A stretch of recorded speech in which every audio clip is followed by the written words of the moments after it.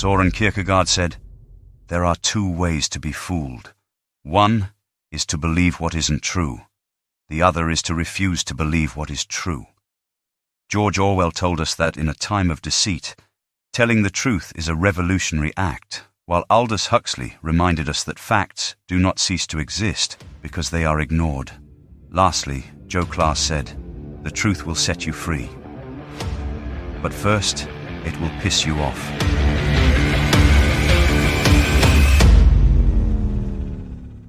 This is the news show, Whiskey Hell. Think critically. Act accordingly.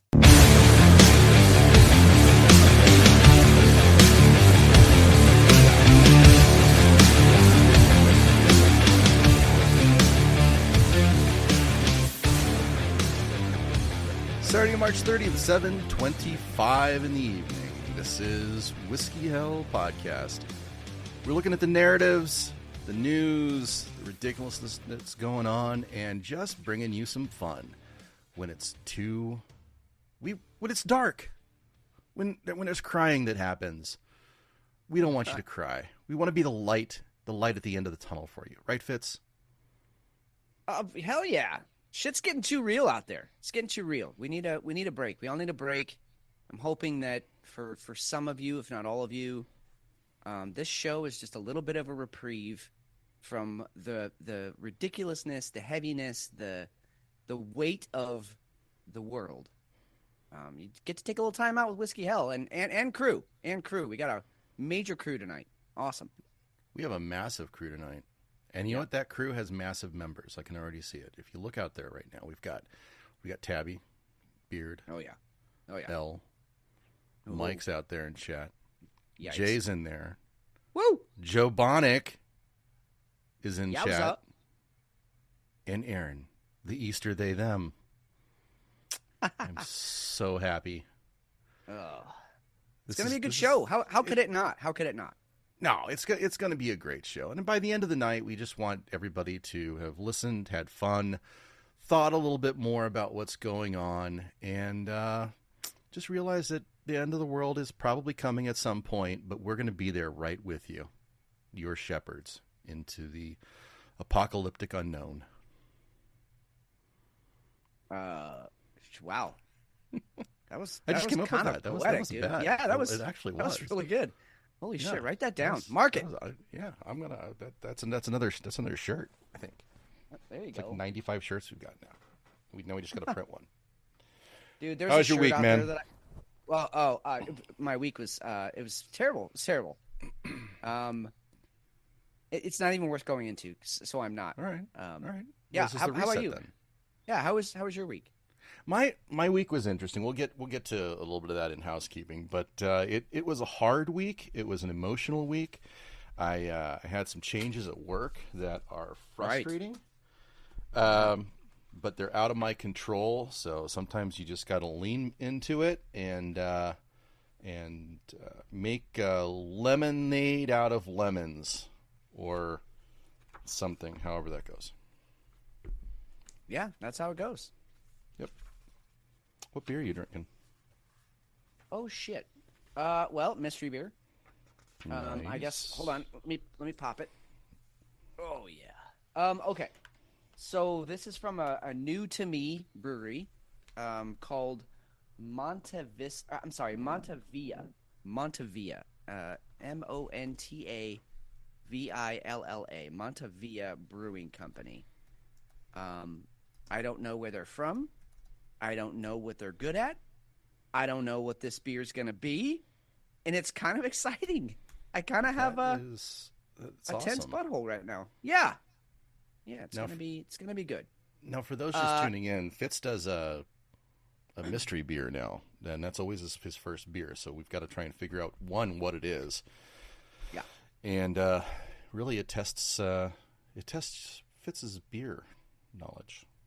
Love it. Yeah, and I think overall, I think I'm batting like a 75%, 80%. Oh, you got Hall of Fame numbers. There's no doubt about that. Yeah, I think, but every once in a while that curveball gets thrown. Last week, boy, I had no idea where to place that beer. That Last was weird. week was a kick in the junk. Yeah, that was weird. Yeah. All right, this one poured kind of a beautiful nut brown, You said somewhat nut. of a I did. Somewhat of a thick head here. Um, you get these brown beers, and it could be anything from a like a dark IPA to like a Cascadian dark to Yep. just a brown, or even a light porter. Sometimes they can get a little lighter than jet black. So anyway, let's see what we got here. So you guys can go to montevillavillabrew.com and check out their brews here. Hmm. I'm guessing we have a dark IPA here, Okay. or a Cascadian dark. I don't know. I can't choose which one. Very very hoppy, but not unpleasantly so. Okay. This isn't cat piss. This is just like, hey, sometimes beer is brewed with hops, and we're gonna let you know about it. That's all this Okay. is. Yeah, it could be that one. So McShane's got the dark lager up. Um, I'm not getting any notes of cocoa or roasted coffee though. Okay. I'm gonna say no on that one, and I Okay. might regret that. What about? Go to No, it's not that one. No, and it's definitely not the. Yeah, it's not the Scottish. It's not Scottish. It's not gonna be the Oh. Hellas Lager either. No, too light. Hmm. And there's no barrel agedness. There's nothing like that in there. No, no. In fact, I'm getting like a 5 to 6% vibe from this. Okay. So it's All right. not. What's that one? A little more This is a righteous. pale ale. Okay. So No. what Yep. the Definitely not colors. that one. Yeah, you've got a darker beer. So Okay. this well, is just what they have on let's- tap now. So I mean, it could be anything. Okay. All right. All right. Well, let's do the big reveal. Let's see how far off we were here. Ooh. Damn, this And thing's on tight. they're from Portland. Well, okay. This is Keeping it weird. yeah, no, not really. This is called Red Crush. It's a Northwest red IPA. So it's a 6.5, so I was close on ABV. Definitely got the IPA. This Northwest Red is a hop extravaganza, indeed. Orange citrus hop flavors intertwine with a malty bitterness and chocolate body, balanced by the aromas of spice, dank herb, and fresh pine. So that's what I'm getting. Interesting. I actually you know- my side bitch tonight's it's a red ale that I've never heard from, and it's a Northwest also. Okay, well, Interesting. this All is right. kind of a new trend going on up here. That I think everybody was like, okay, we get it. You know how to make IPAs. So now they're like, oh yeah, but have you seen this one? It's red. So it's kind of a new deal they're doing up here, which I dig it. Like, let's try some new stuff here. We know what Yeah. works, so let's try some new stuff. Awesome. Solid beer. I like it. And best part about it. So I think a little side note that I should probably throw in here.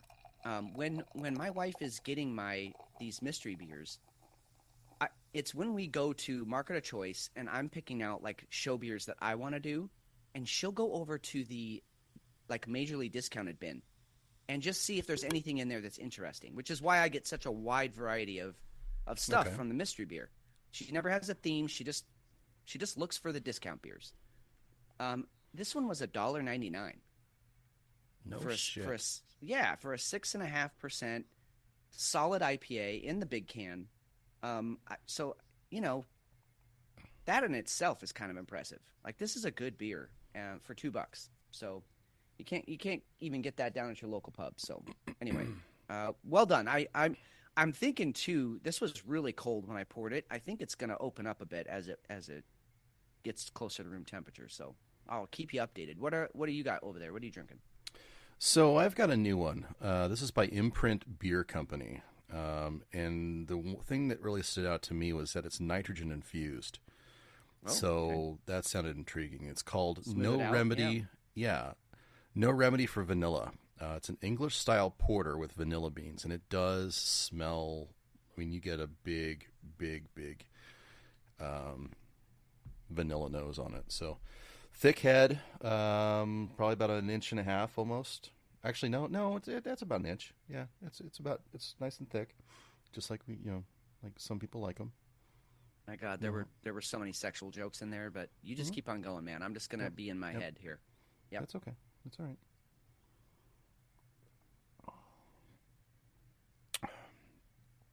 Oh, damn it. Dud. Oh, fuck. This is terrible. Oh no. Is absolute. Is it fake vanilla? Yep. It's fake vanilla. You get too much. The nitrogen is chemically. This is bad. It's bad. God damn it, brewers! Why do you do that? Fitz is not. Oh my God, McShane is not happy. Son of a bitch! It's an 8%er. We've been warning you people. Don't do that anymore. It's terrible. And I think a lot of it's. And I have another imprint in there that I might go ahead and break out just to see if I need to just get rid of imprints like I did 903s. If they can. 903. Yeah, to see if they can redeem themselves. Yeah. Oh, damn it. Well, it's alcohol. I guess we can fall back on that. Yeah, I mean, here's a good rule to kind of live by. If you drink it fast enough, it all tastes the same. Oh, yeah. If I just had a straw. Oh. Yeah.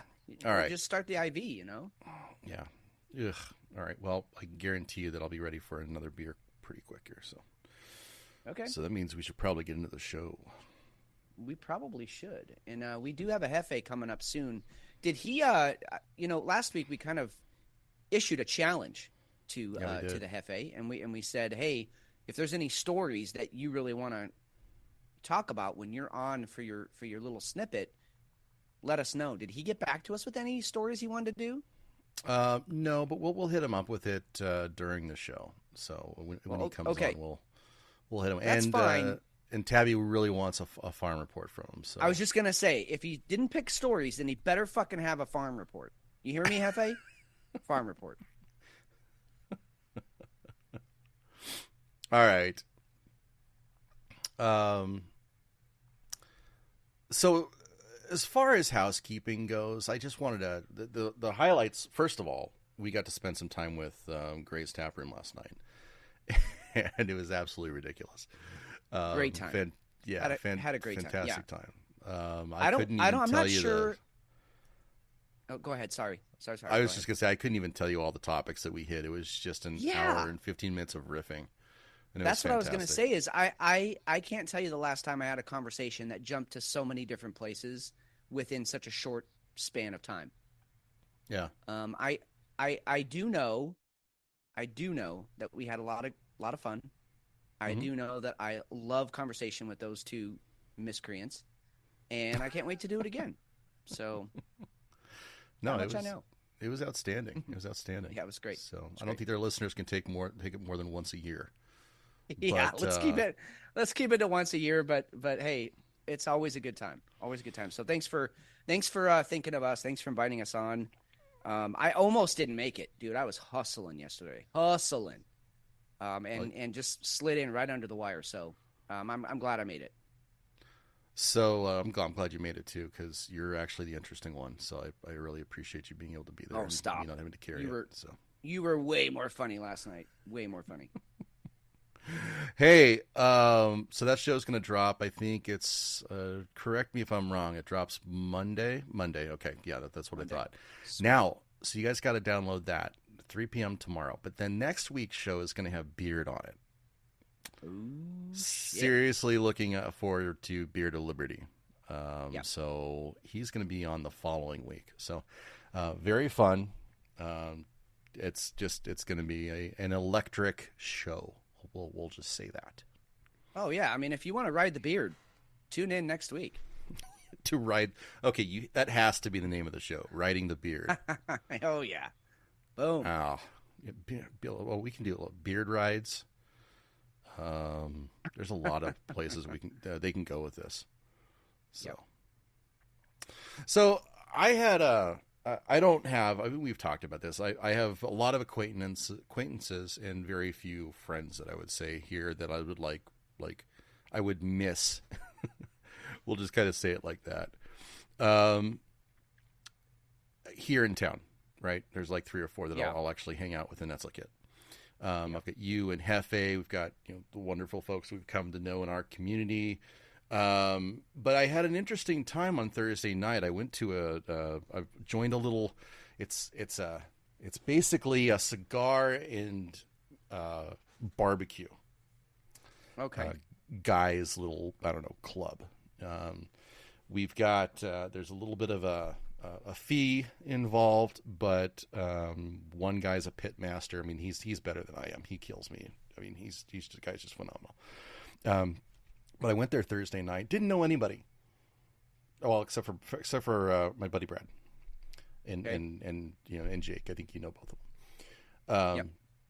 But it was 15 guys got together, and it was just fucking hanging out. It was just like no stress. There was no politics. There was no. I mean, granted, it was just a bunch of guys. So don't read into that anything, ladies. That's not the point. But there was no politics. There was no agendas. It was just chilling, hanging out. The NCAA was on the screen. Everybody was talking. And not too many people were like actually watching the TV either. It was like an actual, like a bunch of guys getting together and having fun and like just hanging out. It was an amazing experience. Are you talking about a dead and ancient practice of camaraderie? Yes. Of community? Yes. Of just getting together and shooting the shit for no better reason than to shoot the shit? Are you talking about that? Yes. Wow. No judgment. There was no ulterior motives. Nobody was trying to get a job. Nobody was trying to get ahead. It was just guys hanging out, shooting the shit. I can't tell you how long it's been since I've been in a situation like that. And that truly, some of that could be me. I'm not a social butterfly, really not. And I think you and Hefe, obviously, I think you guys know that. A lot of people can just kiss my ass. I'm not into it. But it was just really refreshing, and it's something that I don't think I've experienced since before COVID. And I fucking dug it. I dug the hell out of it. So my point is, find your community. We've got Whiskey Hell. Everybody in this chat, I would drink with every one of you guys. Every one of them. Yep. Every one. Same.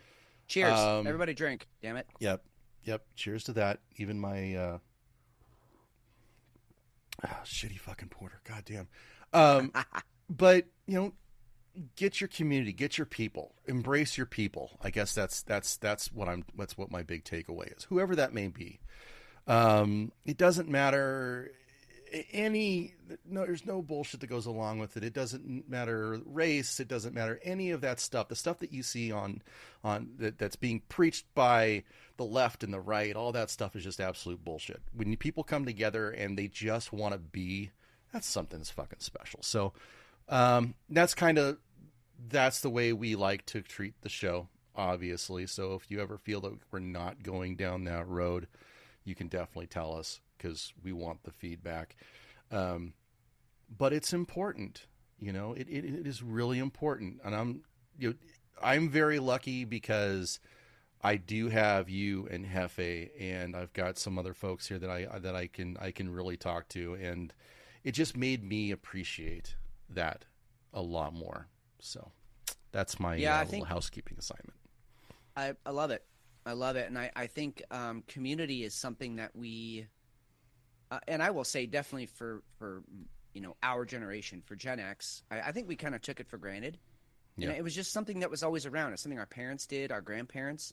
They would have, you didn't call them house parties, but they would have people over, and everybody would get have a few too many drinks and say some shit they didn't mean, but everybody just was like, well, that's John. That's what he does. And everybody, it was forgiven, and then he did it again next weekend, and we just grew up with it. And then it slowly has faded off, with technology, the internet, social. And life happens. Life happens. Yeah, and life happens. But I love that it's, that it's called social media, but there's really nothing social about it. And then COVID. I mean, COVID really just stuck it in and broke it off. COVID was that wound that we can't seem to heal from. Even those of us who can now see through what it was and see what the underpinnings of it were, it still fucked everybody up. And so I think any chance you can get, whether it's we got a Hefe. Speaking of community, Yeah. Oh, he muted. Oh, crap. Oh, Hey. there he there is. he is. Hey. Hey, Hefe. I cursed, so I had to mute Cursed? myself. Oh. Yeah, because we don't Yeah, want you yeah. to curse on this fucking show. No, No, fucking this way. show is a curse-free zone. Anyway, I'll quickly finish my sentence. I just think any chance you can get to find community, to find people that, like McShane said, can just sit around, hang out with no expectations, it's a good thing. So I think that's a great challenge for all of us to go out and find more of that in the coming weeks. Because, newsflash, guys, I don't think anything's going to improve in the next few months. It's only going to get worse, and we're all going to need each other a lot more as we move forward into this. So anyway, Hefe, my Yes. brother, how are you, man? Yes. I'm doing fine. I'm fine. I'll be fine. Are you fine? Hey, Everything's fine. Everything's fine. Fine. Everything's fine. Okay. Lay down on the psychiatry couch, Hefe. What's going on? yeah. Let's hear it. Let's hear it. Oh, nothing new. Just the same shit. Not enough sleep. Not enough money. Same shit. I know a cure for one of those things. Yeah. Yeah. You just Robbing. need to go out. You just need to go out and make more money. Right. That's right. Right. I heard. it's so easy, dude. It's so easy. And the economy I is heard rocking from- right now. Yeah. So I heard from someone who is in the know, and you both know him, a higher up in a certain convenience store chain. Okay. Yeah. He told me their policy is that if someone comes in to rob a store, you let them rob the store. You do not Yes. stop them. And as long as your face is covered for the cameras and there's no, cop on duty or otherwise in the vicinity, you're probably going to get away with it. So if I hit 3 of those a day, I'll be pretty good. Our friend, the masked robber. Honestly, I understand. People get desperate. They're at the end of their chain. They have to go do something like that. Then there's the crowd that just does it for the thrills. Then there's the crowd that's too lazy to go get a real job, so they just do that. And then there's Hefe, who just fucking needs more money, and this is the way to do it. There's always a way. Where there's a will, there's a way. That's right. I still think you I should wanted start to- an OnlyFans, though. I don't know why you wouldn't want to do that. Or like chat just asked for, you should start an OnlyFarms. Oh, Ooh. only farms. I Yeah, love you it. can By the do- way, do you have a farm report? I have something brewing. I got this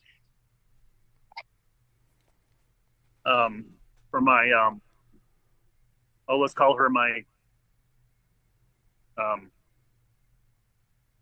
don't know, partner in crime. Okay. Wait. Do we need to play the theme music? Or is this for next break? Let's do next break Okay. Okay. because my assistant, who you both know, actually everybody knows her on this show, she dumped a lot of information on me. I gotta sift through it. So I'll have Okay. a farmer next break for sure. Okay. Well, then on this break, can I bounce something off you guys? And this is also this goes out to obviously everybody listening in the chat too. All right. So I made a video. For those of you who don't know, McShane and Hefe and I have a group chat of just our own. where we basically just have an ongoing conversation. And sometimes we make videos. Like when it's too long to text, we'll just make a video. Well, I made a video, and it ended up being like 5.5 minutes long, so I couldn't send it because it was too much data. Like the signal wouldn't let me send it. So I'm gonna go ahead and throw this out there right now. So Fridays, Monday through Thursday, I bring my own lunch to work because it just makes sense. It's easy. But Fridays are a little bit more chill for me, and I try and get out of the office and go have lunch somewhere. So there's this Chinese restaurant down the road from my work. It's not cheap Chinese, and it's not expensive Chinese, so I call it moderately priced Chinese. Like it's my MPC, right? So I'm eating at moderately priced Chinese. I don't even know the name of the restaurant. I don't. And there's two people that work there. They own it and operate it. They're both from Sichuan province, China. Their English isn't so good, but my Chinese isn't so good, so we make it work. Anyway, there's a weird lot of people that come into this restaurant to eat for lunch because they have a kick-ass lunch special. It's like $6.75, and you get a ton of food for it. So always weird people coming there. Well, two older couples came in after I got there, and you can tell that they've known each other for a long time. Like they haven't gotten together recently, but they go way back, right? You can just tell the body language. They're all very comfortable with each other. They've known each other for years. They sit down and they're having a friendly conversation, which, by the way, it's an entire completely empty restaurant. I'm the only one in there. And they sit down in the booth right next to me. Of course. Right next to me. Of course. So I have to put away the porn and now I'm just listening to them, right? Porn and Chinese food is a thing. That's awesome. Oh, it's totally a thing. Oh, yeah, that's my OnlyFans. Anyway, the one couple says, by the way, we're paying for lunch today. We're paying. We won't hear anything about it. You guys bought the last two times. We're paying. It's been a while. We want to buy you lunch. Please let us buy you lunch. And there's a little arguing back and forth, but finally, okay, fine. You're paying. Well, about 20 minutes goes by, and I'm finished my lunch. I pay. I'm getting ready to leave, and I see the wife from the couple that was going to be paid for. She gets up and she scurries over and goes to talk to the owner, the wife. And she's like, "Hey," and I can hear the whole conversation. I don't know how the other table didn't hear, except that they're older, so maybe their hearing isn't so good. But I hear this whole thing. And she's like, "Hey, listen, the other couple, they're gonna try and pay, but please don't let them. You hand the check to me. We're gonna pay. Do not let them pay." And I was like, that's kind of fucking rude. That's rude. Am I off base? Like, how would you guys feel about that? Like, you're like, "Hey, I want to pay." No, yeah, I wouldn't be happy about that. I mean, no, especially if the other party's paid like the last two, and this other one really wants to make it up to him. Just let them do it. Dude, if I blow into town and I tell both of you, "Hey, let's go out. I'm buying you guys a couple of beers." Fuck, I'm gonna let you pay for anything. I'm inviting you out. I invited you out, so right. I'm paying. And because I know in 2 months or 6 months, whenever we see each other again, you're gonna buy me a beer, and it's all gonna come out in the wash. But if I mean, yes, you're supposed to argue a little bit, right? In the beginning, it's like, no. Yeah. And I'm like, no, I got it. Then discussion over. You don't go behind someone's back like that. I walked out of that restaurant like, "Fuck you, bitch." Like, I was so mad. I really got my back up about it. Anyway, so sorry I didn't send you guys the video, but it was in the moment too. So I was spitting fire, man. I was mad. It just seems rude. That would annoy me a little bit. That would annoy me a little bit, I think. Yeah. Okay, good. All right. I'm glad I'm not weird. No. When are you down, by the way? Sorry. So there's a rumor out there. There's a rumor that I will be coming into town for a couple of reasons. One, my mom is slowly getting rid of her things. She's purging her things because we are going to be moving her up here in October. So she's slowly getting rid of stuff, and she needs some help.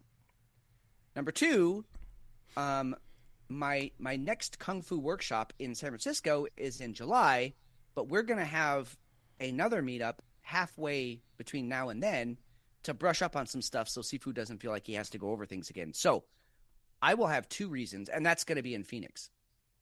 Eric, we're going to fly Eric down to Phoenix because he has family there, and I'm going to fly down to Phoenix, and we're all going to get together. So I have two reasons to get down to Phoenix and spend some time there. Three work days and then a weekend, I think, if I can make that work. So soon, I guess is the short answer. Soon. Awesome. We'll plan some live stuff then when you're here. Great. That would be awesome. Yeah. Cool. I'm hoping May, late May, early June, something like that. Okay. Because after that, things at work really kind of start to escalate towards the end of summer, and we're opening up, a whole other. Well, we're doubling our program, and so I got to start getting ready for that. And then plus moving my mom down here, and it's gonna be weird. So I'm hoping I get down there this summer, early summer, so we can, just hang out with no pressure. Sweet.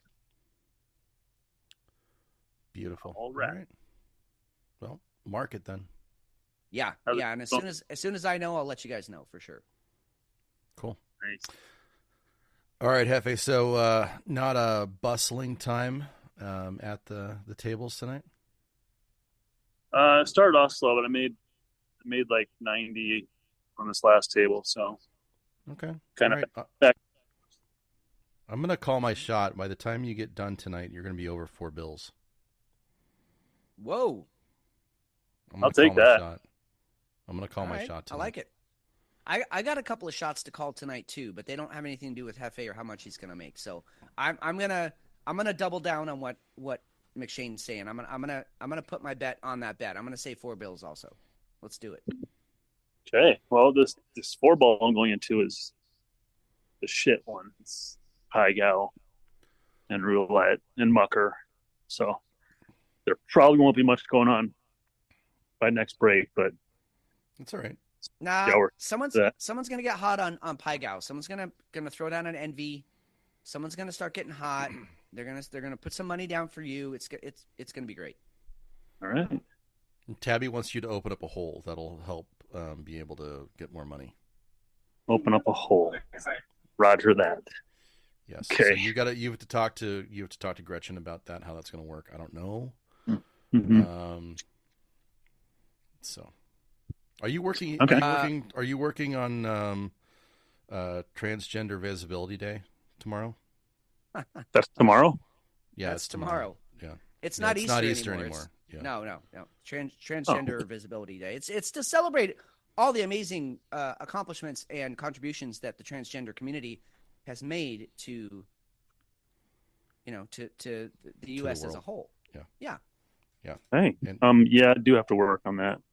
Okay. Are you Better dressing not up? Ask Gretchen if you need to dress up as a woman or anything like that tomorrow, because that might be a thing, and I don't want you to be left alone. Yeah, or just wear like rainbows. Right. Okay. I will ask her. All right. Cool. All right.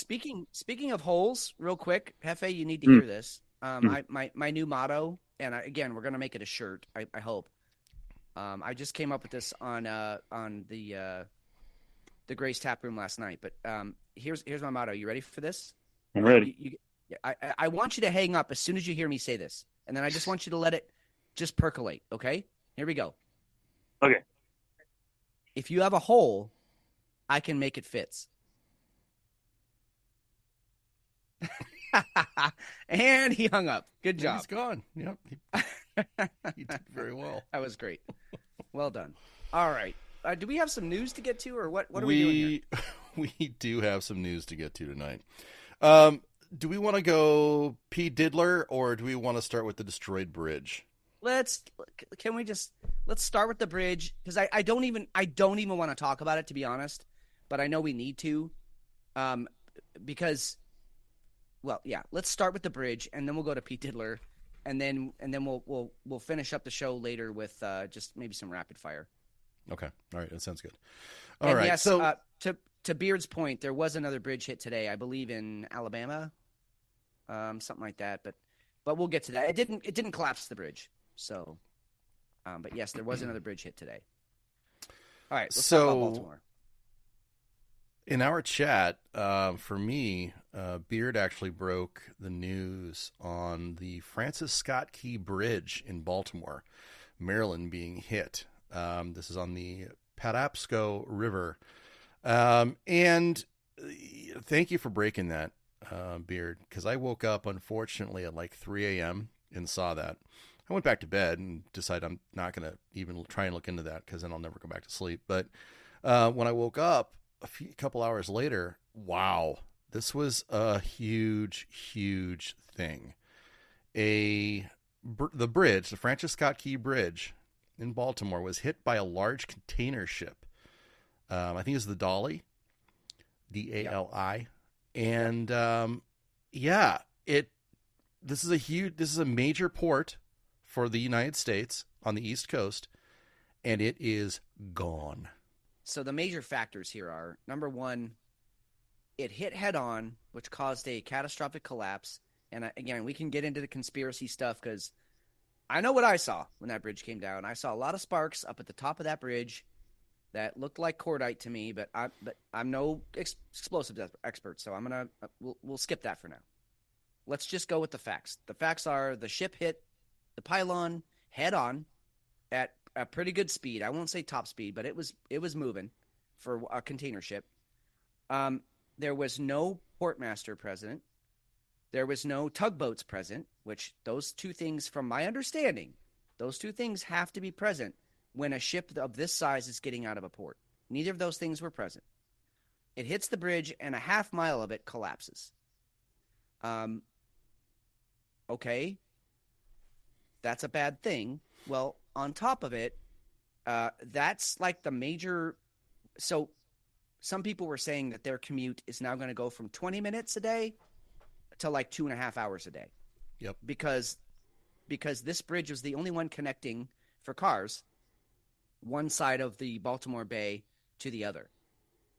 Now those people have to go all the way up and around, and it's a sizable distance. Plus, you're going through downtown Baltimore, which you couldn't pay me enough to do. So I guess what I'm trying to say is the economic repercussions of this we haven't even realized, and probably won't for several years, because most of the diesel fuel that the East Coast uses comes in that port. Most of the coal comes in that port. We also, there's rumors that it's now resting on a high pressure gas line. Yep. That the boat is. So the economic, fallout from this one ship hitting one pylon is devastating. And then, and for anybody who's watched the video, especially in the time lapse when they speed up the video, because otherwise it takes like 9 minutes to watch this thing. It's like the slowest, stupidest accident you've ever seen. But anyone who's seen it, the ship turns right into the pylon, right? Am I wrong? No, and the thing you've got to look at when you look at the video, so you guys can go to show notes and take a look. So it looks like there were power issues for about, if the video is about 2 minutes long, you have power issues at start, it comes back on, it looks like the generators restart for the ship, then the power goes off again, and then it just turns right into the support, the bridge support. There is absolutely no doubt about it that it turned into it.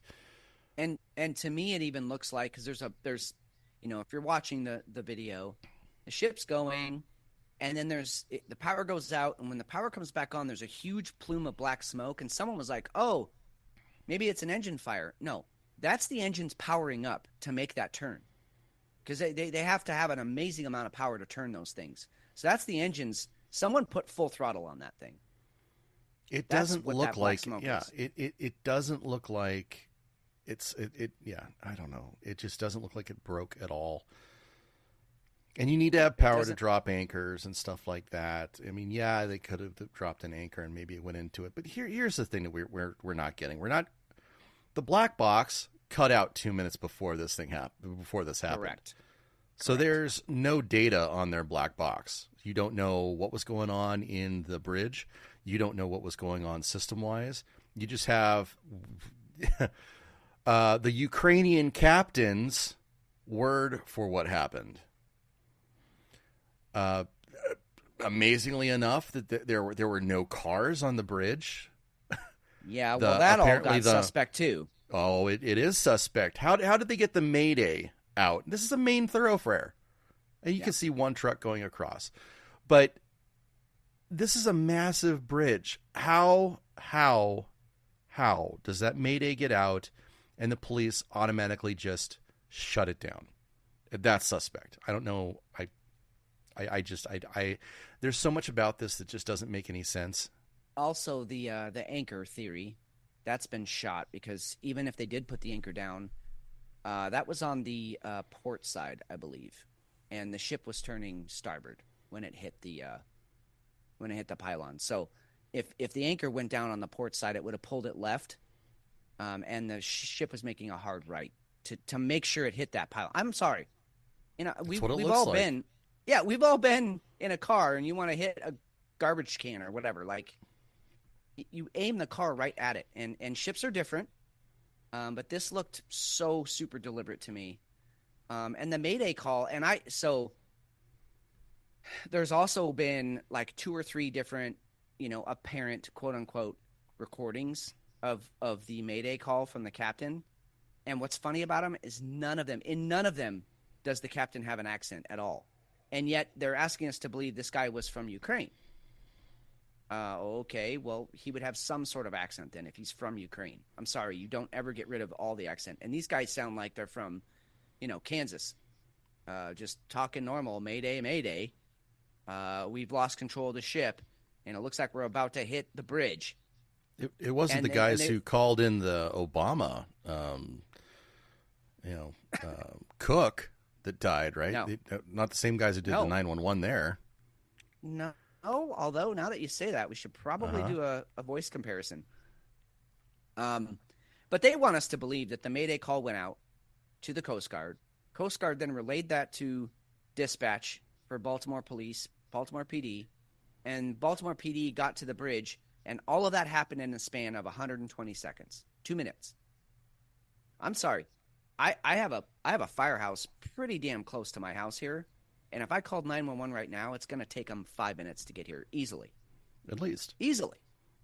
So just none of it adds up. If any of you have, and I know all of you in chat, you guys don't have to tell us how suspicious you all got, because we've been chatting about it all week. But any of you listeners out there, if you have even a half of a suspicious hair in your body, you're gonna want to ask questions about this whole thing, because it's a narrative from start to end. Make no mistake about it. It's a narrative. But Fitz, listen to this. The FBI says that there's no link to terrorism. Of course not. Hello, my name is Bill Del Bagno. I'm the special agent in charge of the Baltimore field office. First and foremost, I want to say that our hearts go out to everyone that is impacted by this tragedy, especially the victims and their families. On behalf of the FBI, I would like to say that we are with you, we're with Baltimore, and we're with the partners every step of the way. The FBI, on very first, looking at and assessing this matter from an investigative standpoint, I want to be clear that there is no specific or credible information to suggest that there are ties to terrorism in this incident. The FBI has been part of this response from the beginning. We came within 1 hour to the command post and quickly lashed up with our very strong partners all along the way. We will bring whatever resources that the FBI has to bear. We've already brought our crisis response, our victim services, and just recently our underwater search evidence recovery teams are on site. And we will continue to provide all those resources as long as it takes. All right, so there you go. Now, here's the interesting thing about this. And you can check in our show notes because we've got the FBI.gov news release in there. William J. Del Bagno, named special agent in charge of the Baltimore field office. He was put in charge on the 25th. The event happened on the 26th. Does that sound suspect? sounds highly suspect. Sounds like we're going to put our guy, who's a company man, he's going to toe the line. We're going to put him in charge of this office that is about to be highly crucial in a high-profile investigation. So we better have our guy in place. That's what that sounds like to me. That's the thing, everyone. You can't help but start seeing these patterns, these things that pop up that you just go, okay, wait a minute. You want us to believe this, but then these 5 other pieces of evidence point to something else. And the other crazy thing about all this, and I don't actually get into this. Get into what you've got up on the screen first, because I'm about to kind of go off on another direction here. So let's get into this first. Well, last month, an executive order on amending regulations relating to the safeguarding of vessels, harbors, ports, and waterfront facilities of the United States was signed by Biden. Now this happened on, I want to say, it was the 21st of February. Basically, what they went through, and this was all about safeguarding harbors and making sure that there were security zones, and security zones were updated. And making sure that we take care of the cyber aspects of our ports and things like that. Really strange, again, that something like this, an executive order like this, would come out the month prior. It just, just do the math. It seems like things are set up. Yeah, listen. I am fully willing to entertain the idea that I'm a conspiracy junkie, or I'm looking for patterns when they aren't there. I'm willing to admit that about myself. But the fact is, like, the internet, just 90% of everybody out there was like, okay, this doesn't sound right. It doesn't look right. It smells like a black swan event, or maybe not something to that scale, but something like that it doesn't follow what you're telling me I'm supposed to believe about this accident isn't jiving with what I saw, with what other people saw, with the facts leading up to and after. None of it adds up. And so you can tell me that 2 planes brought down the Twin Towers. You can tell me that, and you can tell me I have to believe that. But the facts are, A through Z that prove that's not what brought those buildings down. And so here we are again. It just looks too deliberate. The one that hit the bridge today, since Beard brought this up, that one looked like an accident to me. And I feel like they're doing this to be like, hey, see, ships hit bridges all the time. But that one looked like an accident. Kind of like trains last year. Trains jump bridges. They jump tracks, right, all the time. Thank you. Yeah, that kind of stuff happens all the time. And so the one today was like, it looked like the thing just lost power and went adrift and drifted into a pylon. The Baltimore one, that thing drove into it. It didn't drift. It drove into it on purpose. You can't tell me otherwise. Someone was steering that thing, and I don't know. Maybe they cyber attacked and hijacked it, or maybe the ship's captain, just really fucking hated that bridge. I don't know, but it was done deliberately. So the other place I was going to go is that about a day after this happened, rumors started circulating that the young lady who died in her Tesla, Mitch McConnell's sister-in-law, Elaine Chao. Yeah, that she was the CEO of this company. That has been debunked. That is not the case. So if you're seeing articles about that, and that's she was not the CEO of this company. Her company used this shipping company to move stuff around the world, but so did a lot of other companies. So there's no.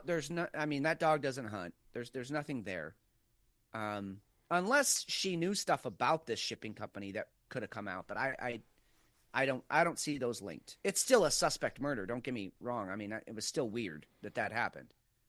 But I don't think it had anything to do with this crash. So we've got Lloyd's of London are going to take up to a $3 billion hit on this. It's going to cost about $400 million to basically build a new bridge, period. And you also have the aspects of this that you've got a president who this week, right after this came out, right after this hit, he says the government's going to pay for it. Okay. Why should the government be paying for this? Unless you're trying to avoid an insurance investigation. Right. Independent review. That's what they're trying to avoid. An independent, third party who just wants to find out what happened. They want to avoid that completely, because that's why we buy insurance, right? Like, if I get in an accident tomorrow, ain't no fucking U.S. government coming in and being like, "Hey, we're gonna rebuild your car at the government's expense. Don't you worry about it. It's all good." No, that's on my insurance company, and they're gonna do a full investigation to make sure who was at fault, what were the factors, are you an idiot, do we need to raise your insurance, all those things. But none of that's gonna happen with this. Don't worry. The big daddy government's gonna come in and take care of this whole thing. It's going to be okay. We've got this. Weird. All this Really, happens really after weird. Boeing from last week, not last week. Yeah. The last 2-3 weeks, Boeing has been Few falling weeks, yeah. fucking apart. Last year we had the shitstorm with all of the trains jumping tracks. Right. It's very easy to say that you've got a couple of things going on. One, our infrastructure's falling apart. We know that because we only send money to other countries. You also have that this particular port is the United States cargo fast response fleet. So if we've got to get some, gear, anything military out of there, you can't. They go from there. This is like it's the cargo ships that the military uses that go mega fast to get wherever they need to go. I mean, they're souped up. They're super cargo ships. That's what we use to go ahead and get goods around the world when we have some kind of an investment involved that is military. We can't get them out of that area now. There's so many angles to this that just screams it wasn't an accident. Whether you want to blame it on a terrorist attack, a 9/11 type of agent. I know, and Laura Logan, I think she claimed that, and it wasn't. It's not that. Yes, it's shady as fuck. I'll give her that, but I'm not going to call it a 9/11 style attack. It's not. No, no, it's not on that scale, and it wasn't as shocking. No, not at all. But there are definitely some angles here that are not being talked about, and it is definitely something to be concerned about, I think. And I mean, was this a proof of concept? Like, hey, some dude is over in another country. I don't know, China, Russia. I mean, you pick one. North Korea. I don't know, Iran. Well, but he's over. China, he's over there. China dropped today that they're warning their citizens to stay vigilant if you go to the United States for unforeseen events. We had 1,600 planes in Europe that were suddenly affected by GPS signal jamming over Poland. Well, yeah, and let's not forget that the U.S. State Department was issuing a warning to Moscow, to American citizens over in Russia. Hey, don't go to any public gatherings.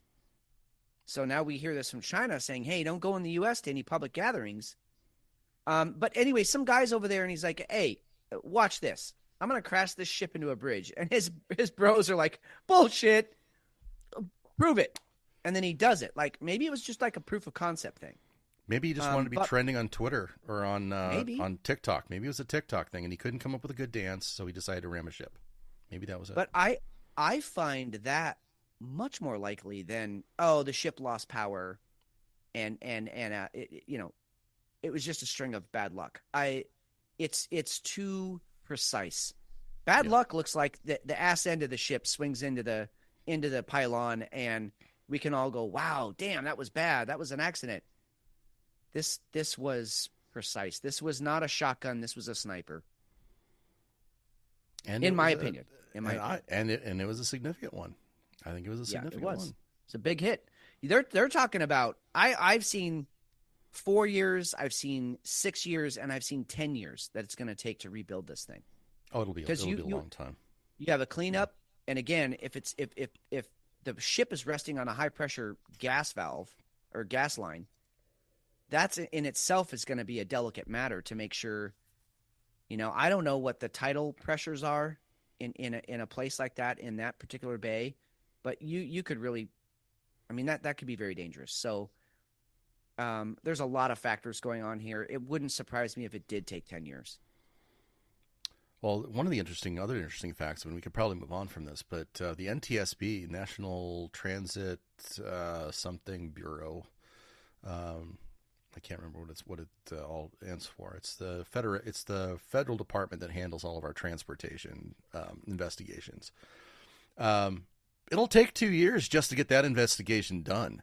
So if you think about this, if they're going to build a better bridge, well, that ain't happening anytime soon. They need to get it cleared, and they need to get it opened up so they can get freight moved out of there. It's going to be for the world. It's supposed to be like an $80 billion hit, something along those lines. So, yeah, and I mean, yes, to your point, Jay, in chat, build back better indeed. We've got all the things McShane has mentioned. We got train derailments. We got Boeing, who can't keep an airplane in the sky without shit falling off of it, and now shipping. I mean, what's left? Like major highways? How about a dam? How about the Hoover Dam? How about we bust that out? What's left from the that apocalyptic show that Obama produced? Oh yeah, well I guess so. We got what's telecommunications. Left? That's the big one that's coming up. We need telecom, and we need all of the Teslas to all drive into one location and crash. That's what we need next. State Farm dropped 72,000 properties, business and commercial properties. In California. Just in California. And we talked about this happening earlier in the year, and AIG 2 years ago started doing this. But what we now have is major insurance companies going, I'm out. I'm not dealing with you anymore. And they even jacked up, the other thing I read was they jacked up personal property insurance by 20%. That's what they did with their rates. Yeah, our friend Dr. Peter St. Onge did a great piece on this probably about a week ago. But he talked about how buying a home for like millennials and younger is almost it's almost out of the question now. I mean, if you already own your home, you're okay. You got grandfathered in. But people looking now, you have insurance rates that are either through the roof, like you said, 20% increase in premiums, and or they just won't insure your home. They're like, hey, you can buy here, but we're not going to fucking insure you. We're out. So that's a huge hit. And then you got interest rates, which are 8.5% to 9% right now. And that's, if you're talking about a $400,000 home, that is so significant over the life of that loan. That's almost undoable for most people. I mean, unless you're walking in with cash to slap down on a countertop and say, we're buying the house outright, you're kind of fucked. And so and how are you going to get that cash? There's just no way. Right. What are you going to liquidate to get $400,000 to slap down on a new home? It's like they're making it harder and harder for the American dream, for home ownership at every angle. It's like, oh, well, even if you could afford the 8% interest rate, you still can't get the house insured. So if something were to happen, I don't know, like what? I'm going to ballpark like what? A fire, a landslide, a flood. I mean, just spitballing. Green lasers. Yeah, who knows? You're fucked. Like it's a total loss. You don't get paid back for that. It's gone. Really tough to own a home right now. So and you get to hand over your property because you can't afford to build. You're done. Right. You're fucking done. You're done. It's eminent domain, and the government thanks you. That's it. Staying in California, I think we should get into Squattergate. Did we get into this jerk off that was doing his, hey, everybody who's an illegal immigrant, you guys should totally be squatters because it's totally free. You can just take somebody's house. No, I don't think we got into that. Although I think most everybody saw this video and then Yeah, saw it's been all over, right? the backup video when he got found out and he was like crying so much he was snotting down his face. Which With who the his fuck kid. does that? Oh my God. Go get a tissue, you fucking child. Who does that? And if you haven't seen the video, go look it up. The guy's he's a moron. Anyway, go ahead. This guy, he goes on and he does this huge TikTok that goes viral, urging everybody to go out and squat in people's homes. So if you haven't been in your house for, let's say you have to leave to go take care of your mom or dad or something like that, health reasons, and you're gone for a couple of weeks, he's urging people to just go in, get into the house, order. I don't even want to go into how to do it because it's so fucking vulgar. It's frightening to me as somebody, it's scary. And his name was Lionel Moreno. So if you're looking for the video, Lionel Moreno from Venezuela. Look up that guy. For Venezuela, right? I think it was from Venezuela. Yes. Yeah. And he came into the U.S. illegally in April of 22. So he's been here for 2 years now, and he was placed into Alternatives to Detention program. So he's here illegally, but because we either don't want to or don't have the resources to try him, in a court of law, he's just like, here, he's just, go run amok and just go do your thing, dude. And we'll be in contact when we want you to show up in court. Yeah. So he's been arrested, and we'll see what happens. I'm sure if he gets deported, he'll be back in like a couple months. So I'm sure we'll see him again. But you have this happening all over the country because of the rules that we have in there. If you've got basically somebody can go in or they can go ahead and they can take over the house just because they've got, you could order just an Amazon package to somebody's house. And then you can say, because your name's on it, well, I must live here. I've got my driver's licenses. I'll have this address on them. So I must live here. That kind of stuff. Make sure you guys have all kinds of cameras all over your house, everywhere. To make sure that you know when somebody's coming in. If you're going to be leaving for a vacation at all, let your police know that, hey, I'm going to be gone. I need you to make sure that if anybody's, and you can do this, okay, you can let them know, I'm going to be gone. Nobody else should be at my home. So when they go and they do a patrol in your area, they should come by, they should drop in. And if anything does happen, you already told them, hey, nobody else should be there. Anyway, the big story now is that LeBron James appears to suddenly care about this problem because he has a coked out orgy happening just up the road from him every night. This is in his $36.8 million home. Jesus.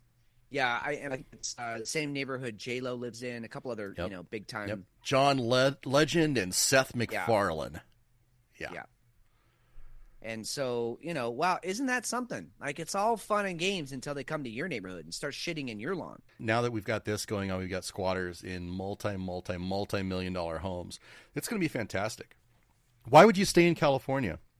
And these rules are in a lot of places. Chicago, New York, especially New York. New York was a really big deal the last couple of weeks. You got one lady who was killed by squatters and somebody else who ended up having to pay basically some street toughs to come in and roll some people out of there.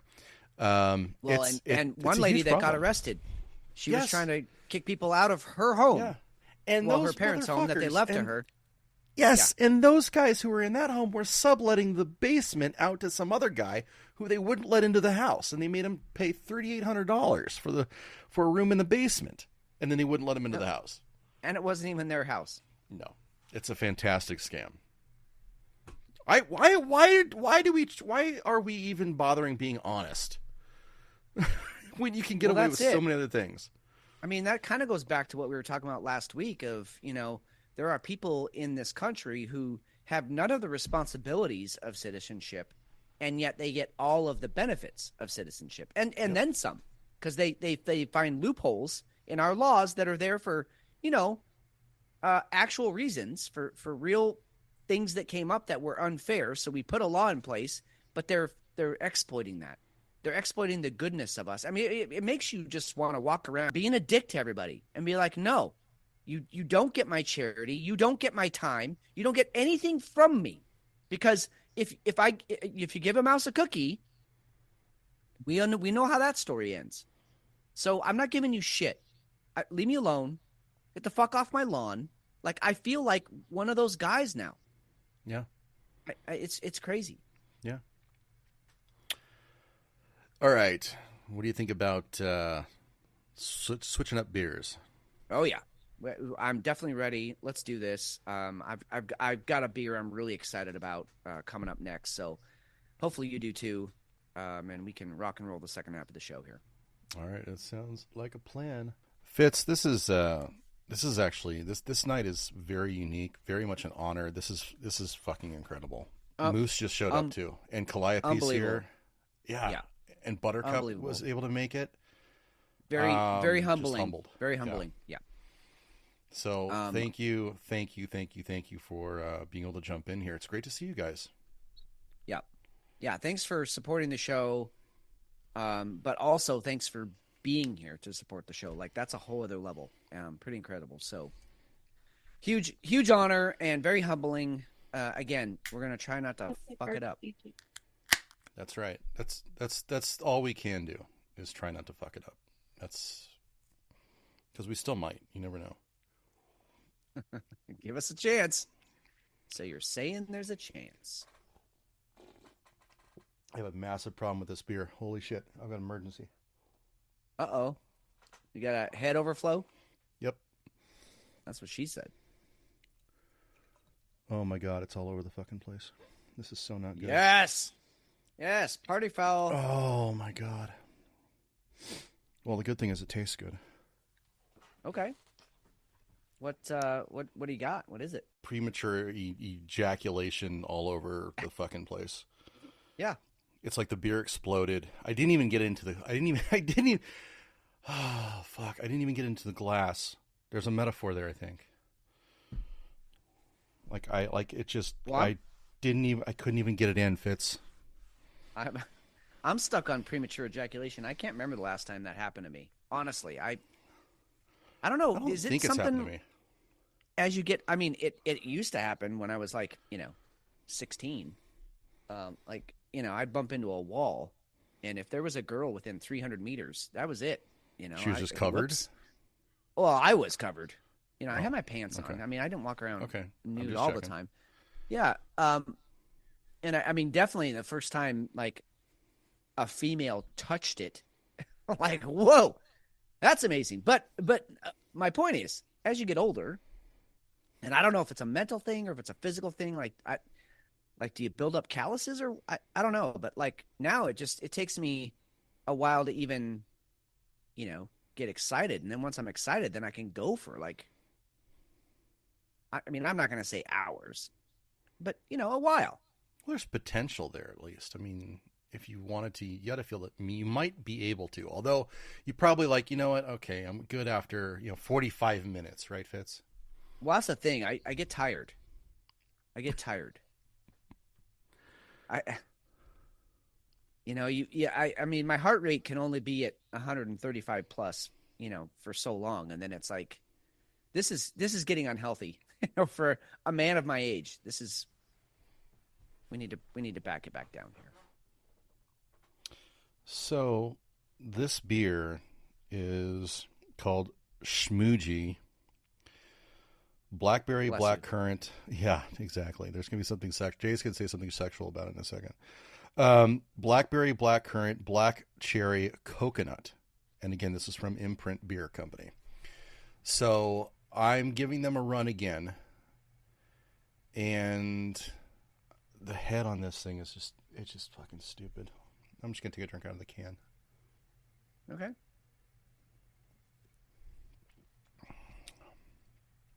It's a shake. It's very much a shake. And it's good. It's not a beer. I know they call it a heavily fruited smoothie sour ale. It pours like it's a smoothie. I mean, it's so fucking thick, Fitz. I'm going to take a picture of it, and I'll drop it into our chat so you guys can take a look at it and just see just how... I have to share this song that's going on in my head right now, just so that everybody can have the song in their head now. But shake, shake, shake, shake, shake your booty. That's all I can hear when you say that it's a shake. That's pretty damn accurate. Yeah. I just can't. It's going to be a while before that goes down. So there, I just posted it to chat. The head on it was poured correctly, and it still has about a 2-inch head on it. It's ridiculous. Now, is it a quickly dissipating head, or is it one of those? It's just it's that spray foam stuff. It just kind of hardens and it's just there. It's spray foam. Yeah, I hate that shit. God, I hate that. I mean, I like the beer tastes good. It's a good sour. It is just, this might be an annoying brewer. That might be where I'm at in it. You might get a really good beer. Yeah. Well, let me tell you how I approach this. I'm like, I'm gonna get my side bitch. I went and got my side bitch back again, and I picked out a weapons check from 1912, which is by far one of my favorite beers. Period. Oh yeah, it's a great beer. Yeah. So, yeah, I will fall back on that if I need to. Oh wow, what a night! Damn it. What do you got? Some nights are like that, man. You have a couple of duds, you know. Well, I'm excuse me. Again, a second brewery that is completely unfamiliar to me. The brewer's name is, I guess I'm going to pronounce it Dissolver, but it is spelled DSS. I guess that's an O. DSSOLVR, Dissolver. No idea where these guys are from. I guess I don't really care, but this beer is called Unknown Beast, and it's That's a fun. Schwarz beer. Yeah, there you go. There they are. They're out it's of a Asheville, North Carolina. Wow. Okay, this thing made it coast to coast. Wow. So I bought it because it's a Schwarz beer, and I love any of the dark kind of ales that, you know, this isn't, you know, a stout or a porter. They got the darkness from other means than stouts and porters do. So I'm always intrigued with dark lagers. So I went for it. It's only a 5.5%, so it's not like I'm going heavy with this thing or anything. I really just went for it because of the flavor notes that you get from a Schwarz beer. So let's see what we got here, because I'll be honest, McShane, I feel like I'm setting myself up for disappointment because I'm really excited about this beer, and I just right now, just by the notes that I'm getting from the smell, I don't know. You're not signing off. Yeah, I'm not jiving on it. Bummer. DSSOLVR.com is the website. You guys can go there and check it out. Oh, god damn. Oh. Okay. That's a All good right. goddamn. I heard that. Yeah, it is. It is. Very, very on the nutty side of the lager. Nutty, a little bitter, but not. I mean, I'm gonna say 40 to 50 IBUs. I don't know. I haven't looked at the IBUs on this, but it's not real bitter. But there's enough there. You know, you're fucking with something that's not pale. But so nutty. My God, it's like they crushed up a bunch of almonds and walnuts and hazelnuts and put it in there. Not unpleasant, but very unexpected. Usually from a Schwarz beer, you get the more caramel notes and the maybe even like into the chocolate and vanilla, just a hint, and coffee. This is all nut. Which I how many times have I said nut on the show tonight? What the fuck? I think nut might be the show title. We'll see. Sometimes you feel like a nut, and sometimes you don't. People are virgins. Yeah, right. Exactly. That's what I meant. What was the name of that beer again? This one is called Unknown Beast. Unknown Beast. Which I also, I liked the name. I was like, okay, I can get into this. I feel like the only reason I'm a little disappointed is just because I set myself up for, when you call something an unknown beast and it's a Schwarzbier, I was expecting to be, blown away. I'm not blown away, but it's not a bad beer. It's fine. It'll do the job. But this is kind of like 2 weeks in a row where I've had a couple of duds here. Unknown beast. I'm expecting something imperial and badass. Like we're talking barrel aged, in your face, slapping you around. Just absolutely. I mean, just a rude awakening. That's what I'm looking for in that. That's, right, that's or some like secret ingredient, like frog brains or something, like something where you're like, whoa, why'd you put that in a beer? Let's try it. That's strange. But this is just a straight up nutty beer, like Newcastle on steroids. Okay, that's That's a really, really good, for me anyway. I don't know for all of our listeners, but that's a really, really good example or description. So that's what it is.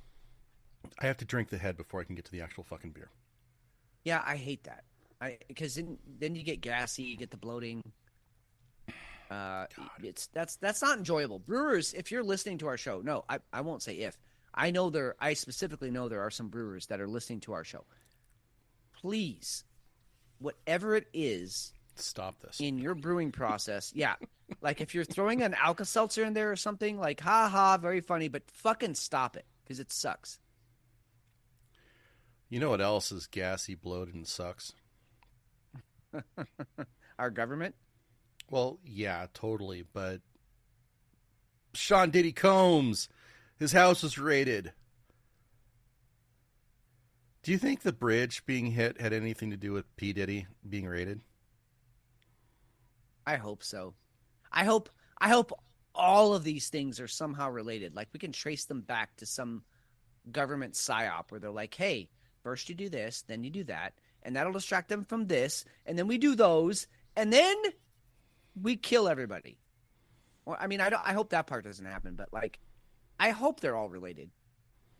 Here's the thing: okay?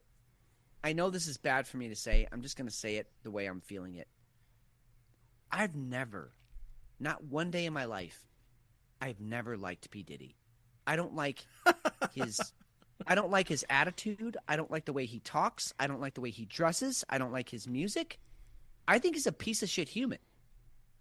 And so is it bad for me that I felt some sort of vindication? I felt happy when this news came out because let's not forget, Cat Williams dropped this about a month ago.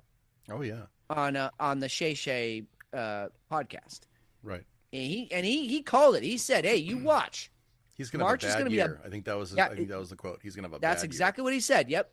P. Diddy's going to have a bad year. And bam, here we are. And so Cat Williams is my new he's my new hero. That dude's a legit pimp.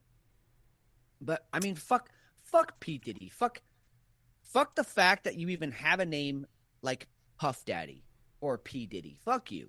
Stupid. But doesn't it put a whole different spin on the name Puff Daddy? You know, I mean, that kind of has a totally different connotation God. Now that we see this going on. Oh, I never even went for that angle. That is fabulous. Yes, it does. You know? Yes, it does. That's a whole new visual in my head. So for anybody who's been living under a rock for this week, you've got human trafficking, prostitution, just all kinds of rape, physical abuse, grooming. We've got everything under the sun coming out on him now. Yeah, it makes me feel really, really kind of bad for all the times I bagged on Justin Bieber. Because he was like one of his, right? Yes. Like, no wonder Justin Bieber's so fucked up. You know what? I'm willing to say right now, I'm going to dedicate this beer. No, I can't do a full beer. I'll do one drink, a toast to Justin Bieber, to J Biebs for, you're a survivor, man. Yeah, dude, you're a survivor, and I'm with you, man. I'm in your corner now. You got another ally. Weird stuff. His kids get arrested. They're calling it an ambush. Yeah, and he fucking flees the country. Leaves his kids to get arrested, and he flees the country. Classy guy. it's just the raid is such. It looks a little staged. It looks like they were going in just to grab the goods, so that that the government's the ones that actually have a hold of all the footage now. Dude, that's what it looks like to me. Yeah, and those guys went in with full tactical gear, and not the black. They went in army green. Yeah. And full flak jackets. They had fucking, like, that one guy that they just showed on video. He had like 10 magazines on his chest pouch and his back. Mm-hmm. Oh, it was a show of force. It was a show of force. You're anticipating a firefight. That's why you go in with that many bullets. Overkill and ridiculous. And yet, I have to go back to the fact I had a certain amount of joy from this whole thing. Because fuck P. Diddy. Fuck that guy. Well, yeah. Very interesting. You have private jet was there was rumors that it was going to Cape Verde in Africa, someplace in the Caribbean. And then there's another picture of him in Miami. It's all over the place, and it seems like it's so disjointed that it seems like it's bullshit. That's where I keep coming back to. There's even J-Lo was even a gun mule for him. Did not see that coming. No, and you got the Jay-Z and Beyonce tie-in. Yes. Which is to me disappointing. I've always been a fan of Jay's. And listen, this is kind of one of those things where it'll absolutely make me not be a fan of you, your music, your culture, all of it. I mean, you can fuck right the hell off if you've been a part of this, or even if you weren't a part of it, you were just complicit to it and didn't do anything. You didn't tell anybody. You didn't call the authorities. You didn't stop it. Fuck you. Fuck you. Fuck your music. Fuck your wife. Fuck your fucking kids. Fuck them all. You're dead to me. So I hope. I mean, and 50 Cent is having field day. He's having a field day on this. He's having a fucking renaissance because he's been calling these people out for a while too. There was that scene I remember very clearly when he and P. Diddy were, I think they were at like an award show, and some dude was outside the award show interviewing people, and he stopped them both. He had no idea there was a beef between these two guys, and he stopped them both at the same time, and they started talking. And 50 Cent was just like, he didn't give a shit. He was just calling out P. Diddy, calling him a pedophile right to his face. And then P. Diddy kind of like got a little like in his face, but I mean, 50 Cent's a big dude. He just kind of smiled at him like, what are you going to do, you little fucking bitch? And P. Diddy actually punched him like in the arm. And 50 Cent was like, really? Really? You were going to do this? Get the fuck out of here. Yeah, get the fuck out of here, dude. I got shot 6 times in the face. Yeah. He's not a small guy. No, and he's been through it. He's an actual gangster. So anyway, the worst part about this is if the fallout is true, if the rings of influence go out as far as we think they do, as we're finding out, this is huge for the hip hop industry. I mean, as a whole, there are people involved in this who are big influencers in the industry, and they're about to go the fuck down. And I'm on the one hand, I'm sad for that because hip hop's come so far. On the other hand, if these people are doing nefarious shit and grooming kids, also this week you had the whole Nickelodeon thing coming up about Ariana, or what's her name, Grande. Well, you had Ariana Grande, Amanda Ariana Bynes. Grande, yeah. Yep, yeah, all of them, getting groomed by that fucking sick fuck. So Dan Snyder, whatever his name is. Yeah, so this stuff is coming out, and I'm glad it's coming out. Not that I'm glad that it happened, but I'm glad that they're getting called out and they're being brought to the surface of the sludge. But I'm sad for hip hop. I'm sad for all these kids that got groomed, that got diddled by P. Diddle. I'm the whole thing is just sad and sick, and it's hard to see. It really is, but you've nothing happened with Epstein. Well, so you've got to think that this is like the sack. We better throw somebody up there. Maybe we better take care of something. there's something to that. There was a meme that came out. It was like it had this light, like a street light, or like a spotlight, and it had FBI on it, and then down below there were two people, and one was P. Diddy and one was Epstein, and the light was like bending, just to show on P. Diddy, and it wasn't even though the light was pointed at Epstein, the light was bending just to look at P. Diddy, and there's some truth to that. It's like, why aren't we still going after that list? Because they're rich white guys? And this was an easy call to just throw out the black dude? I don't know. They could be sacrificing the black guy. They could be sacrificing Hollywood versus sacrificing actual politicians. Yeah. And right. quote unquote science experts. Right. We're not conspiracy peddlers, but this is the whole point of the whole, think critically, act accordingly, right? Think things through, look at the narrative for what it is, and then try and associate, okay, so maybe that's what's happening, or maybe this is what's happening. There's a lot more going on. The machinations of what's actually going on in this world it's incredibly complex, and nothing is easy. And I believe less in in coincidences than I have ever had. So I would not be surprised if it's something like, let's throw Diddy up there as a sacrificial lamb. Yeah. You know what came to mind? You know what was really weird, and I might just be talking to you, McShane, on this, and I'm sorry if I am, because McShane and I really, shared this in our early 20s into our 30s. But R.A. Salvatore, one of my favorite authors, who you actually turned me on to, and I will eternally be grateful to you for that. But he wrote about, this. It's all sci-fi fantasy. He writes like from the Dungeons and Dragons, universe, and he writes about the Underdark, right? These races of people and creatures that live in caves in the dark, complete darkness, 24/7. And this race of dark elves, and the level of intrigue that he was able to put in his writing, the hey, I'm going to throw this person to the wolves so that I really actually fuck this guy over here because that was his boy. And just, it was one of my favorite parts of his reading. And all of that came rushing back when I saw something like this. It was like, okay, P. Diddy might have been a really bad dude, but the further you read into the affidavit, the more you start seeing all of these people that were supporting it, and he was like just the figurehead.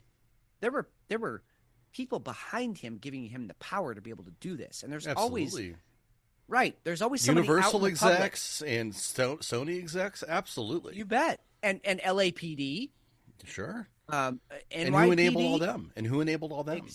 Exactly. So it's like you can throw somebody out there to be the sacrificial lamb, and yes, they're a piece of shit too. But who are the powers that be behind them? Who propped them up in the first place? I mean, P. Diddy was like a 19, 20-year-old fucking intern when he started Bad Boy Records and became this multimillionaire. I mean, that's bullshit. He had no business doing that. But unless he had powerful people backing him up and supporting him and allowing him to do whatever the fuck, you bet. You bet he was influential, and he's dumb as a bag of hammers. The guy doesn't have two stones to rub together up there in his head. So you can't tell me he built Bad Boy Records. You listen to him talk, and you're like, man, you just said the same word 8 times in the same sentence. You are not. And he's constantly high. Constantly. All right. Anyway, so we're going to be tracking this one for a while. Obviously, there's going to be more that's going to come out about it.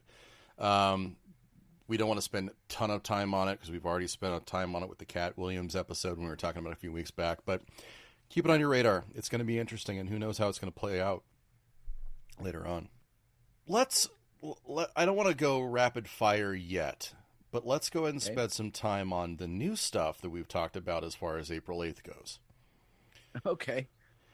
April 8th, the big day where we are going to have this. It's. Are we just gonna Project Bluebeam this bad boy and just light it up on the 8th? Is this what we're doing? Because it seems like this is where we're going with it. Does. We talked last week about how this was a very odd circumstance for an eclipse. It's not that big of a deal. It's just a fucking eclipse. Yes, you're not going to be able to see the sun for like 2 minutes.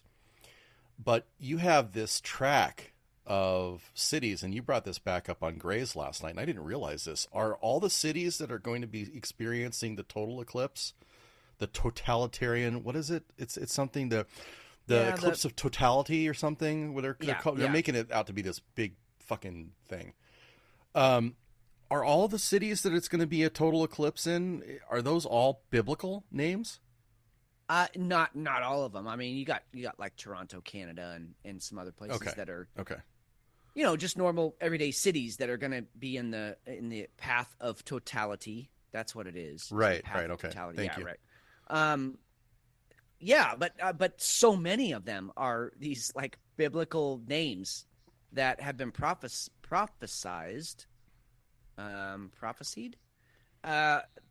to like be the signal of the end times. And we talked about it last week and last night on Grace, so we don't have to hit on it too hard. But then you got, Israel out there looking for red heifers, perfect red heifers that they want to sacrifice to start building the third temple of Jerusalem. And, some part of me, for the majority of my life, I dismissed the Bible as a very nice story, a bunch of allegories to teach lessons, but no real truth to any of it. Well, now we pretty much know where the floods, that Moses had to overcome. The reason that story came about, those floods have been proven. And you've got the parting of the Red Sea. That looks actually kind of a viable thing that actually happened.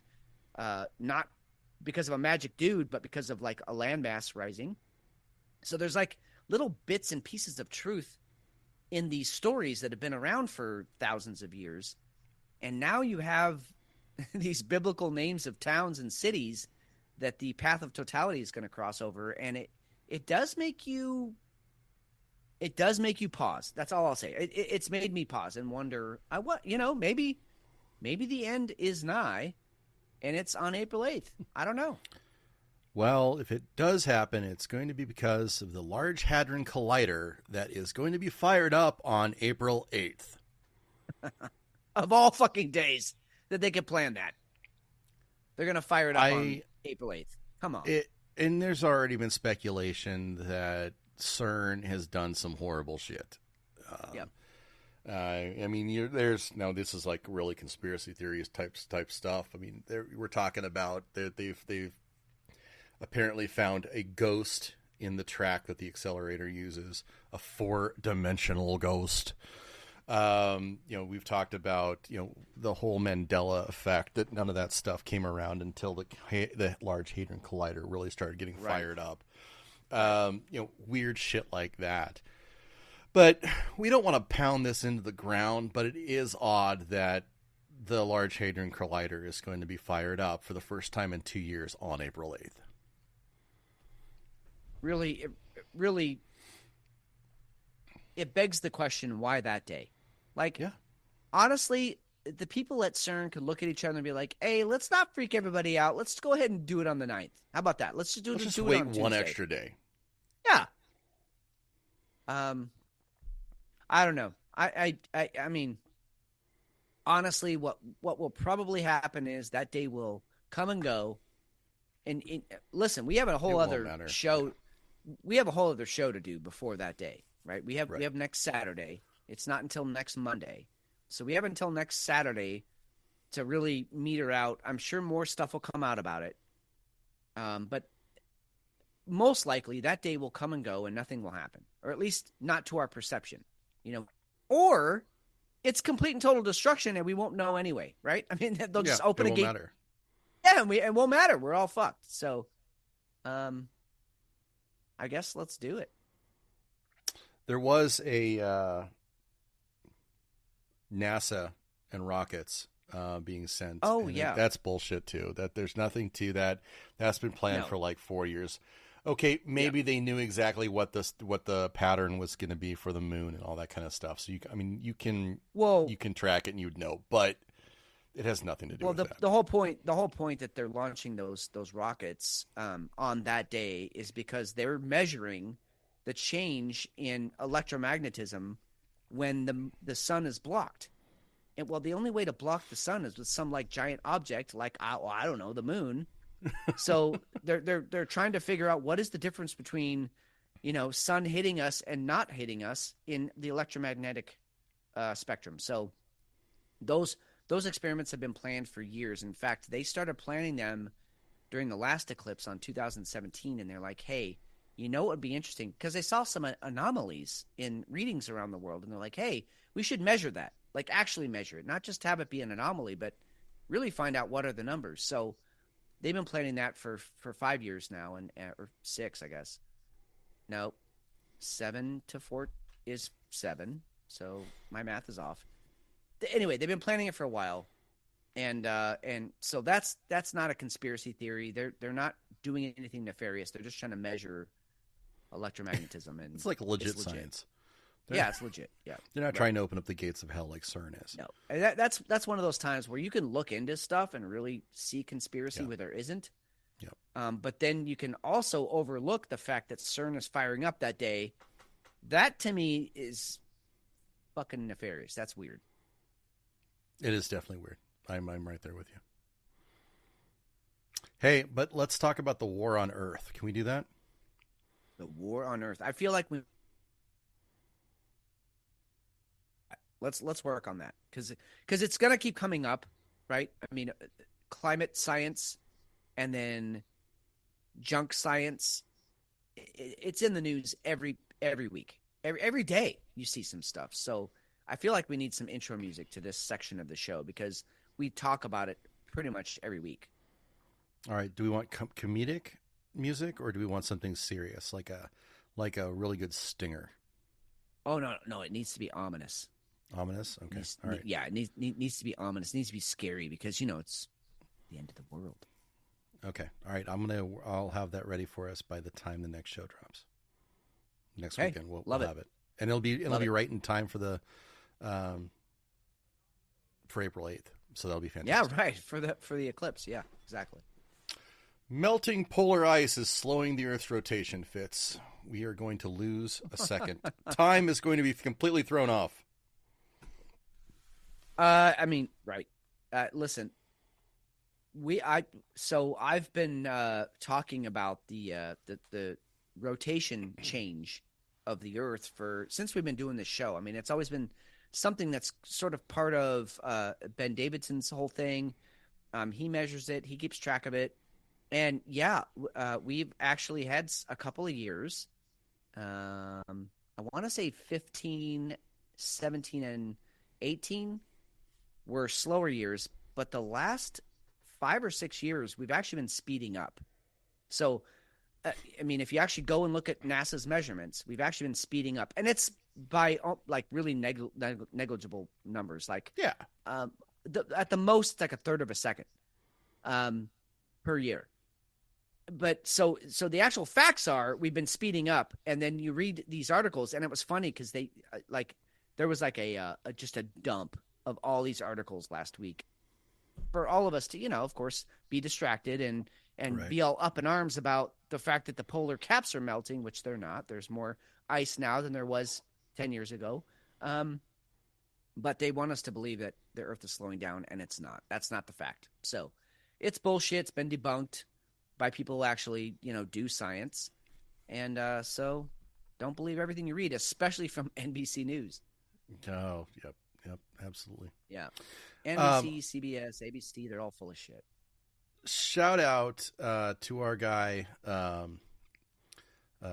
Do It Top Cat, or it's just Big T on X. Yeah. So thanks for bringing this up. I saw it earlier in the week, and he dropped this on us, not on us, but on his line, his timeline. This is the president of Guyana, and he absolutely destroys this guy from the BBC. It's so good. It's so fantastic. good. Yeah. Here you go. at what's going on here. Over the next decade, 2 decades, it is expected that there will be $150 billion worth of oil and gas extracted off your coast. It's an extraordinary figure, but think of it in practical terms. That means, according to many experts, more than 2 billion tons of carbon emissions will come from your seabed, from those reserves, and be released into the atmosphere. I don't know if you, as a head of state, went to the COP in Dubai. Let me stop you right there. Let me stop you right there. Do you know that Guyana has a forest forever that is the size of England and Scotland combined? A forest that stores 19.5 gigatons of carbon? A forest that we have kept alive?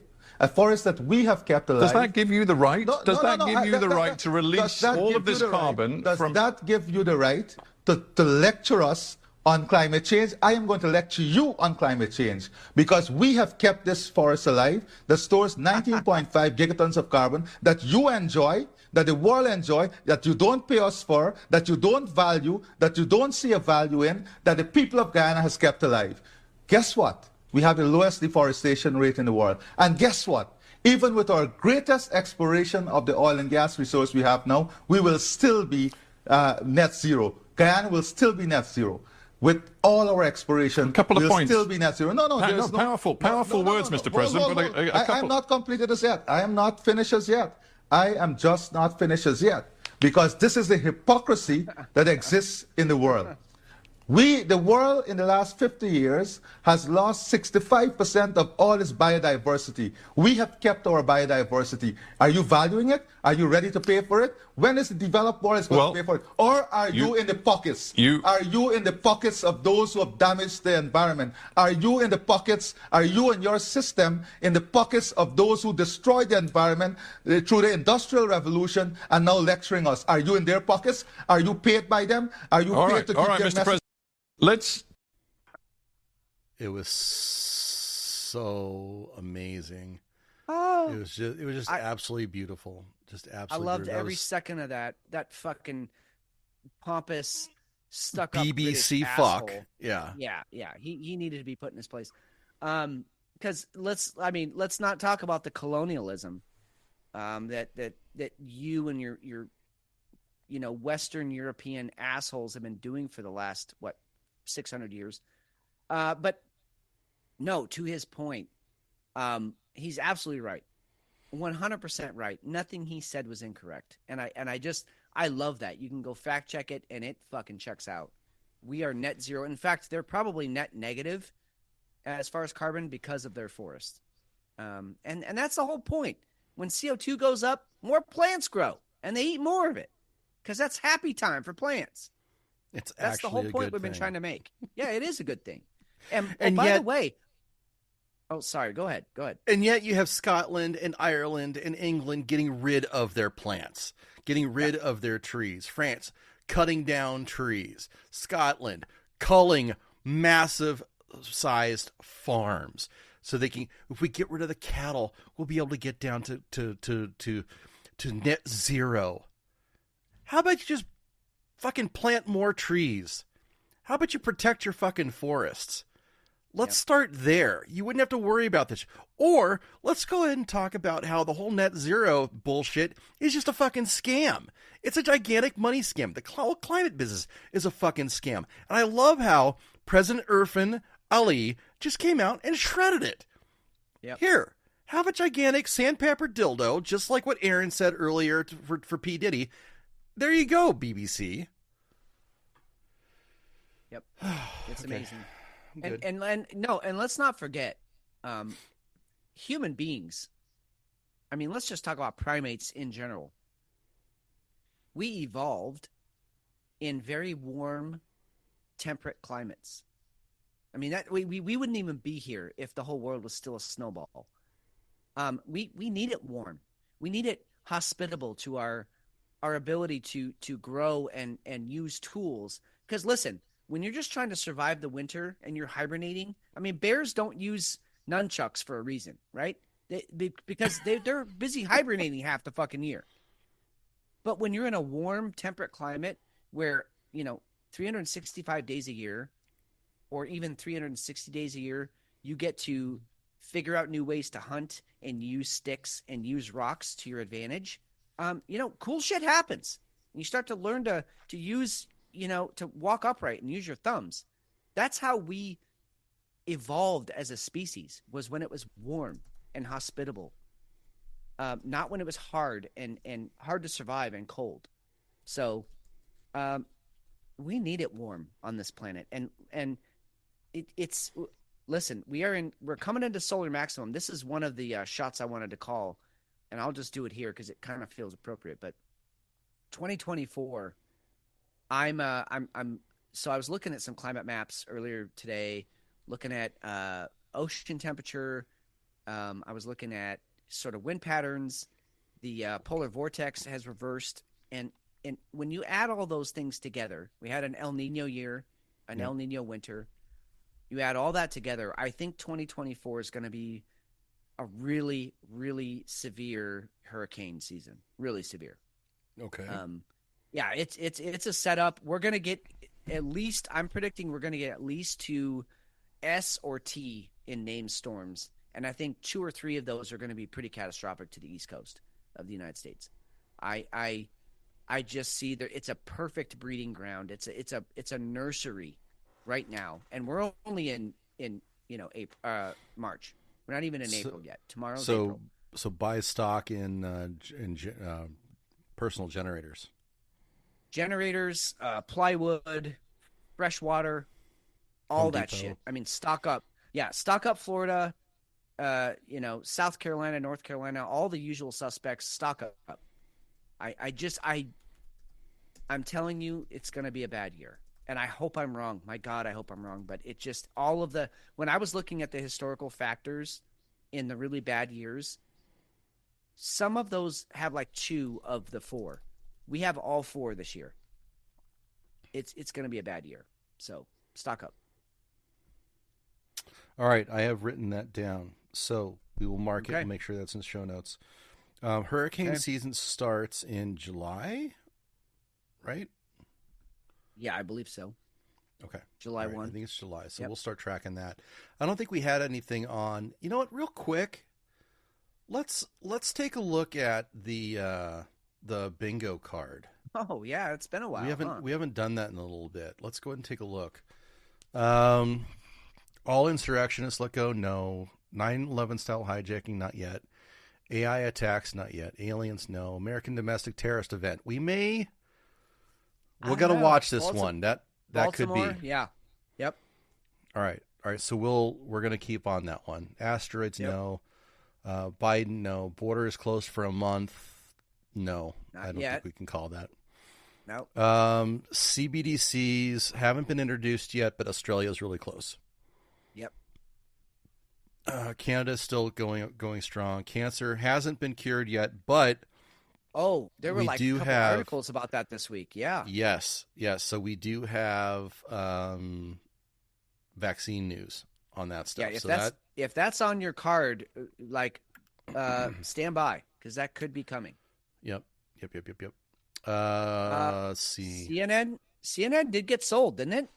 Not this year. No, because when I put that in there, it was more like CNN's for the second time. It was sold early last year. Okay. All right. Okay.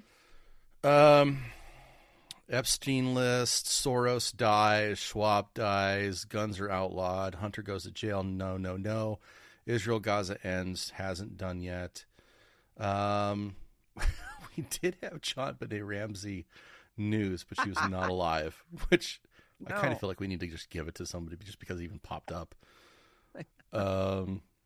Let's see here. Massive fires in major city. We've been really close on that one. You know Yeah. what? Let's call that one for Russia. Oh, Should we? yeah. Yeah. Okay, They had a so whole if you have, fucking music That hall was- collapse. let's call it. Let's call it. I'm good with that. All right, so if you have massive fires in major city, you can go ahead and scratch that off your bingo list. You got that one. We're close to a new pandemic. because measles, and there's something else that's going Yeah. around. No I'll new tell you SCOTUS. what. I feel like I've been a victim of a new pandemic. I'm going on a month now, and I'm still sick. This is crazy. Yeah, there's some crazy I shit that's going around cannot still. get rid of this shit. It's crazy. Yeah. Yeah, I don't think any of the others apply. I think we're good on those still. Yeah. Yeah. Ukraine Yeah. war is close to being over. Yeah. Just because they're, Yeah. Did you see Zelensky again this week? He was pleading for more. We need more money. He's like a fucking church. It's like Sally Struthers. He comes on the line, and you've got Sarah McLachlan playing behind him. Yeah, exactly. Speaking of Sarah McLachlan, Hefe, how's it going, brother? It's going. All right. It's going. I like what I'm So hearing. Hefe, Yes, sir. given your history,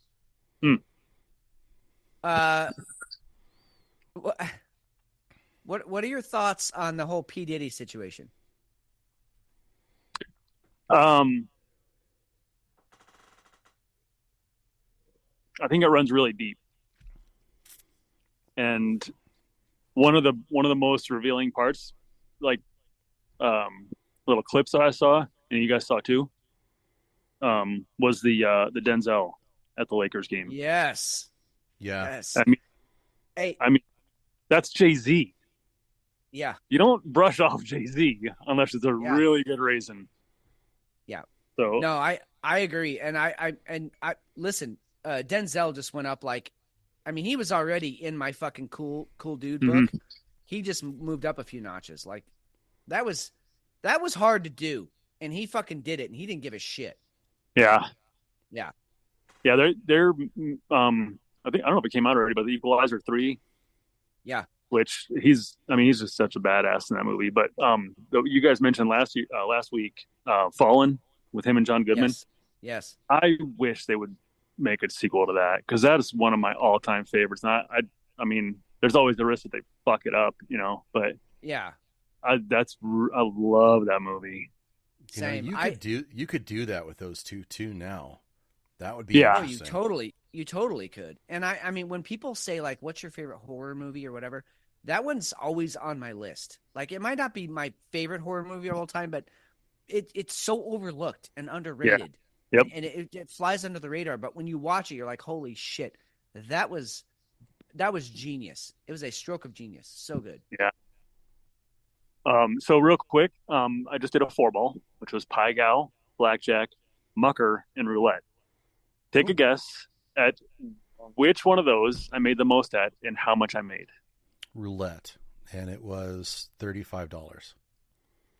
I'm gonna say pie gal, and it was $88. Ooh. Well, Steve was closest. Okay. It was roulette, and it was $2. Bam. Money. You know what? You could totally buy the beer that Fitz had in the first beer he had tonight. That's Really? right. My first beer cost $2, $1.99. That's right. Oh, nice. Huh. Yeah, I was finishing up roulette, and I looked, and there was $2 there on the wheel, and I was like, that's a fucking $2 4-ball right there. That was an hour and 20 minutes of my life. It's just poof, gone. And you couldn't even watch any of the sports that were on. Oh, I did. In between, I mean, there was no dead spreads either. I was dealing pie the whole time, blackjack the whole time, and roulette was full. Nobody put envy for you, huh? No. People don't know. They don't know. All right. The listeners want their farm report. Do you have one? Fired up.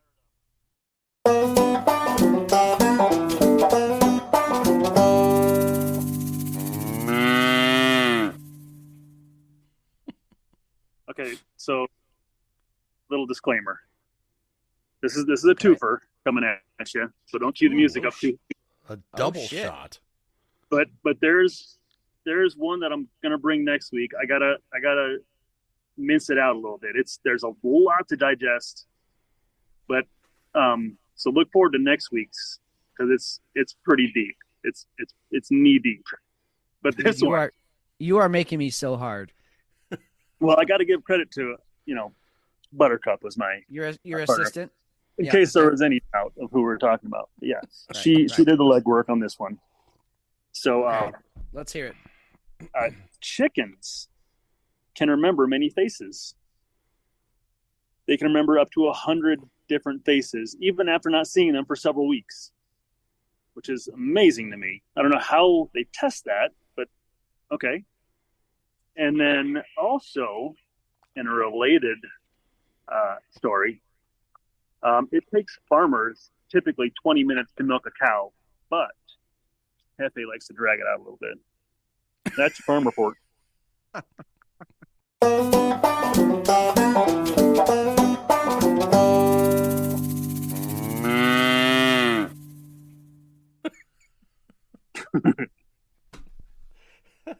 Okay.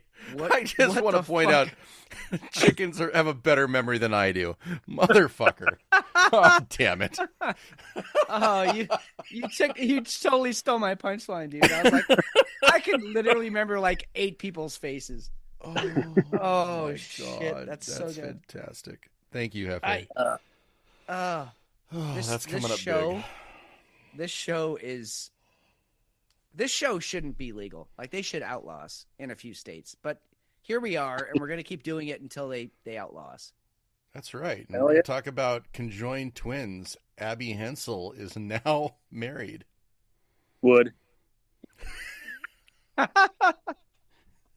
Wait, I think we talked about this before, but we're establishing they only have one vagina, right? That's my understanding. They have it's 2 heads and 1 of everything else.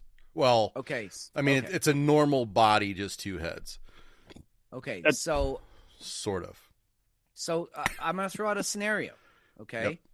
so Hefe McShane, you call us up, you call me up, and you're like, hey, I have exciting news. I'm getting married, and I'm marrying conjoined twins. My first question is, so when you're having sex, like when you consummate the marriage, the relationship, do you just put a bag over the other one's head? Do you like put a pillow over it? Do you just like You put horse Do you just, blinders on her?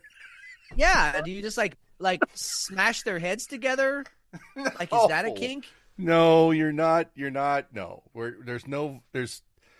I'm not saying there's no violence going on there, but I mean, you're not Dude, smashing sex is heads violence. together. Don't- Oh, you're don't- right. don't kid I know. yourself. As soon Sex as I is came out of my violence. mouth, I was wrong. Is it a twosome, And a threesome, or a 2.5-some? It's a 2.5-some, and because that's how I have sex with those girls. Yes. Is I put on helmets and we just fucking make it. We just ride it out, baby. I may or may not be banging your heads together, so put on the helmets. So, Nice. blowjobs. I'm trying to imagine blowjobs. That's like, Oh God, that's like you could literally have crazy. one on the balls, one on the shaft. Well, Or both of them I mean- on a shaft at once. Look at the position. I mean, you could totally do that. that'd be like a kick it up a notch evening, because he's just with the one, but then he's like, maybe we should have your sister watch this time, and then you accidentally slap her in the face with your balls, and then you just Every- take it there. Every Oh, God. every time you have sex, it's voyeurism, whether she likes it or not. Right. I mean, are you really marrying? Are you really marrying just one of them? I mean, that has to be some Mormon shit right there, right? Like you're. Oh, I don't know. I don't. I mean, is it? I mean, it would be polygamy, right? That's what I'm Unless saying. unless one of this them is a didn't take the polygamist- vows. This is a polygamist fucking scam right here. Is what this is. This is 2 for the price of 1. But both of them have to pass. When it comes to like driver's licenses, both of them have to pass in order to get a license. They both have to have a license. How do you I don't know measure how that works. I have no idea, but this is I actually read up on this. that you have, you have to have that. Yeah. School, they had to have 2 sets of grades. Yeah. I don't know where to go with that. Listen, I don't know where to go with this. I will just say, like, this is clearly an anomaly. Like, we can all recognize that, but Yeah. there are some very clear moral issues, ethical issues that come up with something like this. Like, how dare you come into this world like this? Because now you're making all of us have to work double time just to figure out how the fuck you fit in. Fuck you guys. They're the enemy. This is the true enemy. It's not P. Diddy. They are the enemy. So Because this hurts my head. I am perfectly fine with conjoined twins. You guys do you. I fully accept them. I just want to know if, how involved it gets in the bedroom. Like that has to be something that's, yeah. And it's in Minnesota. Yeah, and Let's not bury the lead here. It's in Minnesota. This is Minnesota we're talking about. A lot of weird shit happens in Minnesota. So we could literally travel there and talk to them.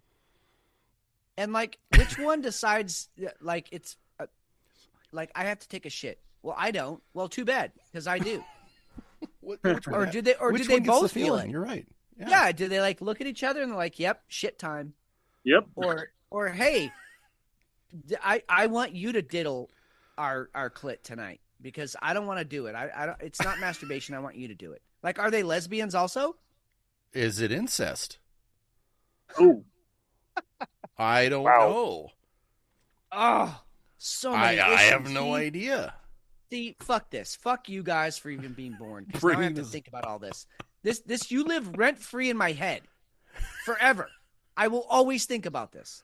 All right. Was there anything else on the list that you wanted to? You know what also was awesome is Hochul.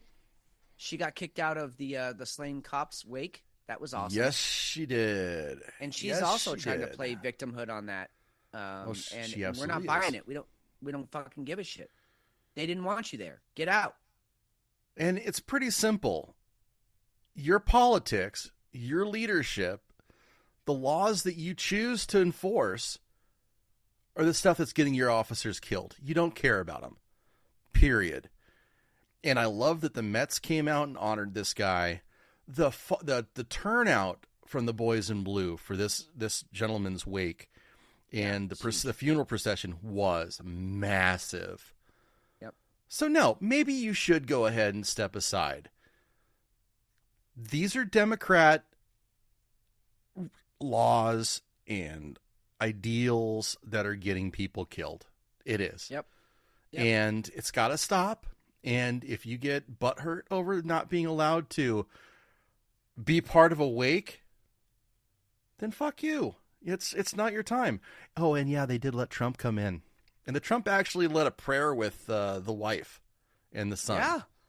Yeah. It says a lot. I mean, that says a lot right there. Yeah, it says a ton. And I mean, you remember the days, when like the politicians, like City Hall, the mayor, they would try and work with the police because we got to solve this problem. Hand in hand.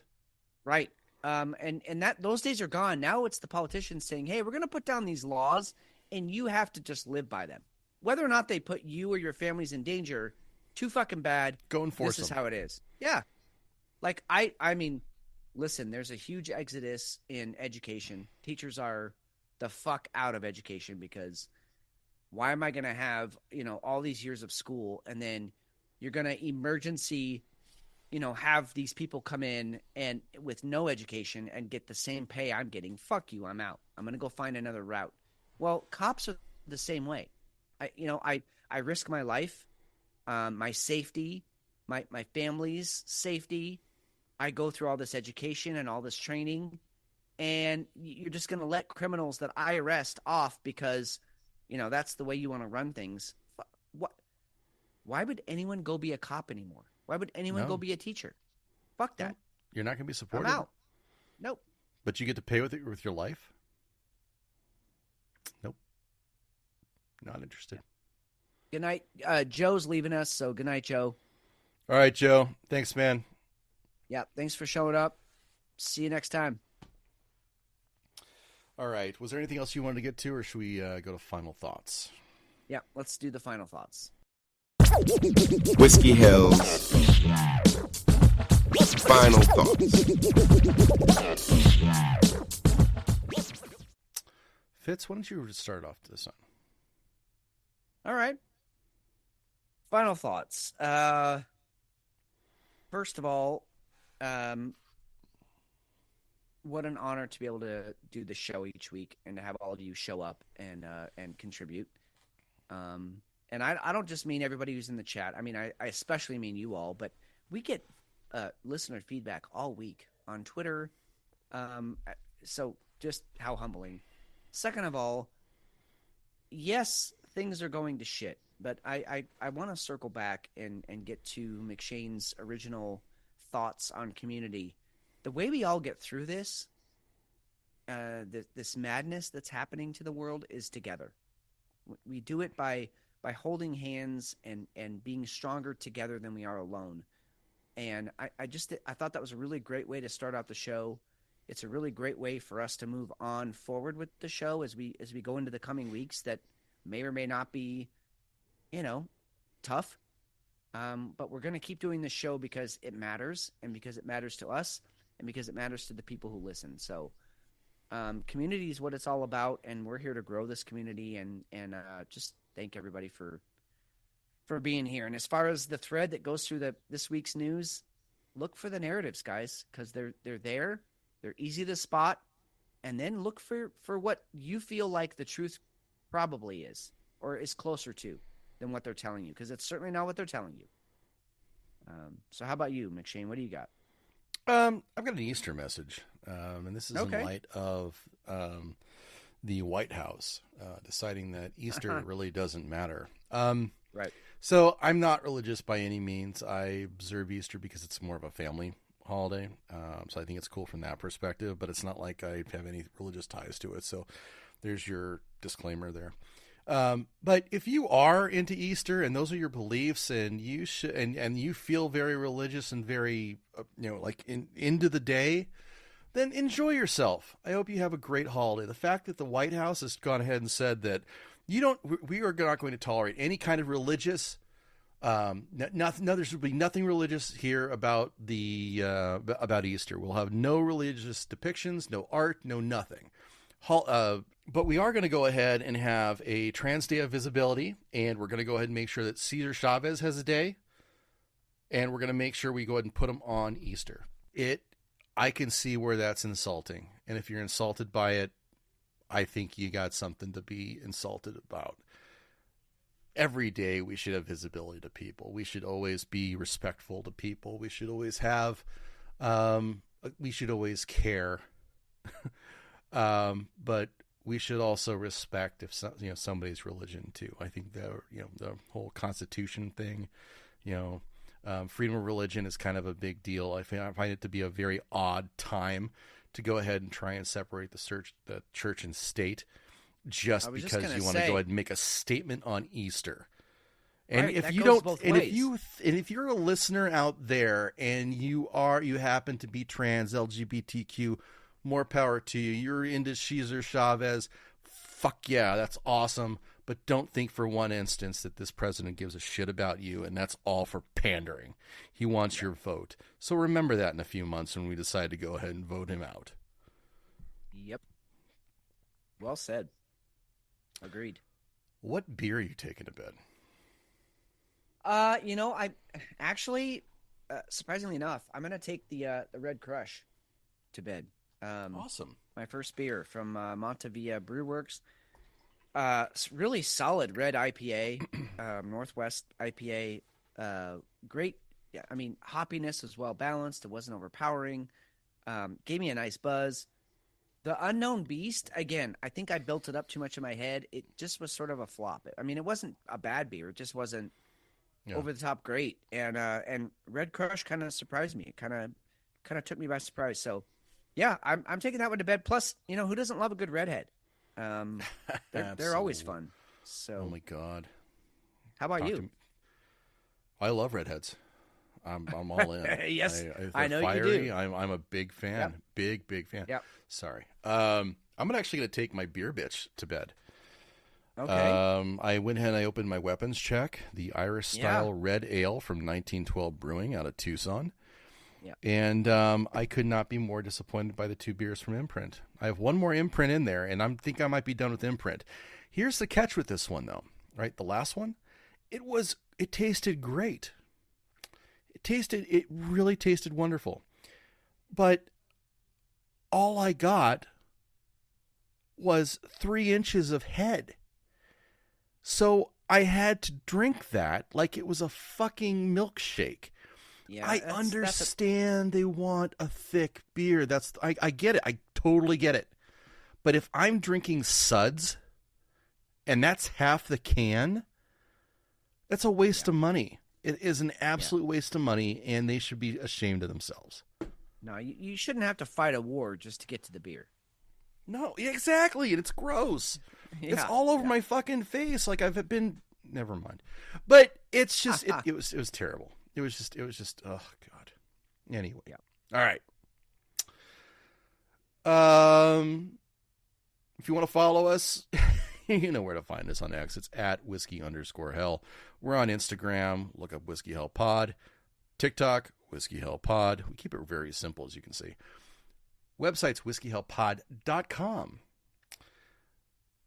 Download us everywhere. We appreciate you listening. Everybody in chat. Jesus. Tabby, Beard, L, Buttercup, Calliope, Mike, Jay, the Easter, they, them, Aaron. We had Joe Bonnick. Yep. I mean, Jesus, we had everyone, and Hefe, guys, of course. You guys crushed it. You guys crushed it this. You guys crushed it this week, and on behalf of Hefe too. So thanks for coming. Thanks for being here, and goddamn, we love you guys. I'm Steve McShane. I'm Fitz. I hope everybody has a happy, safe Easter. He is risen, and I want you all to ask yourself, who will roll the stone? Think critically. Act accordingly. We'll talk to you soon.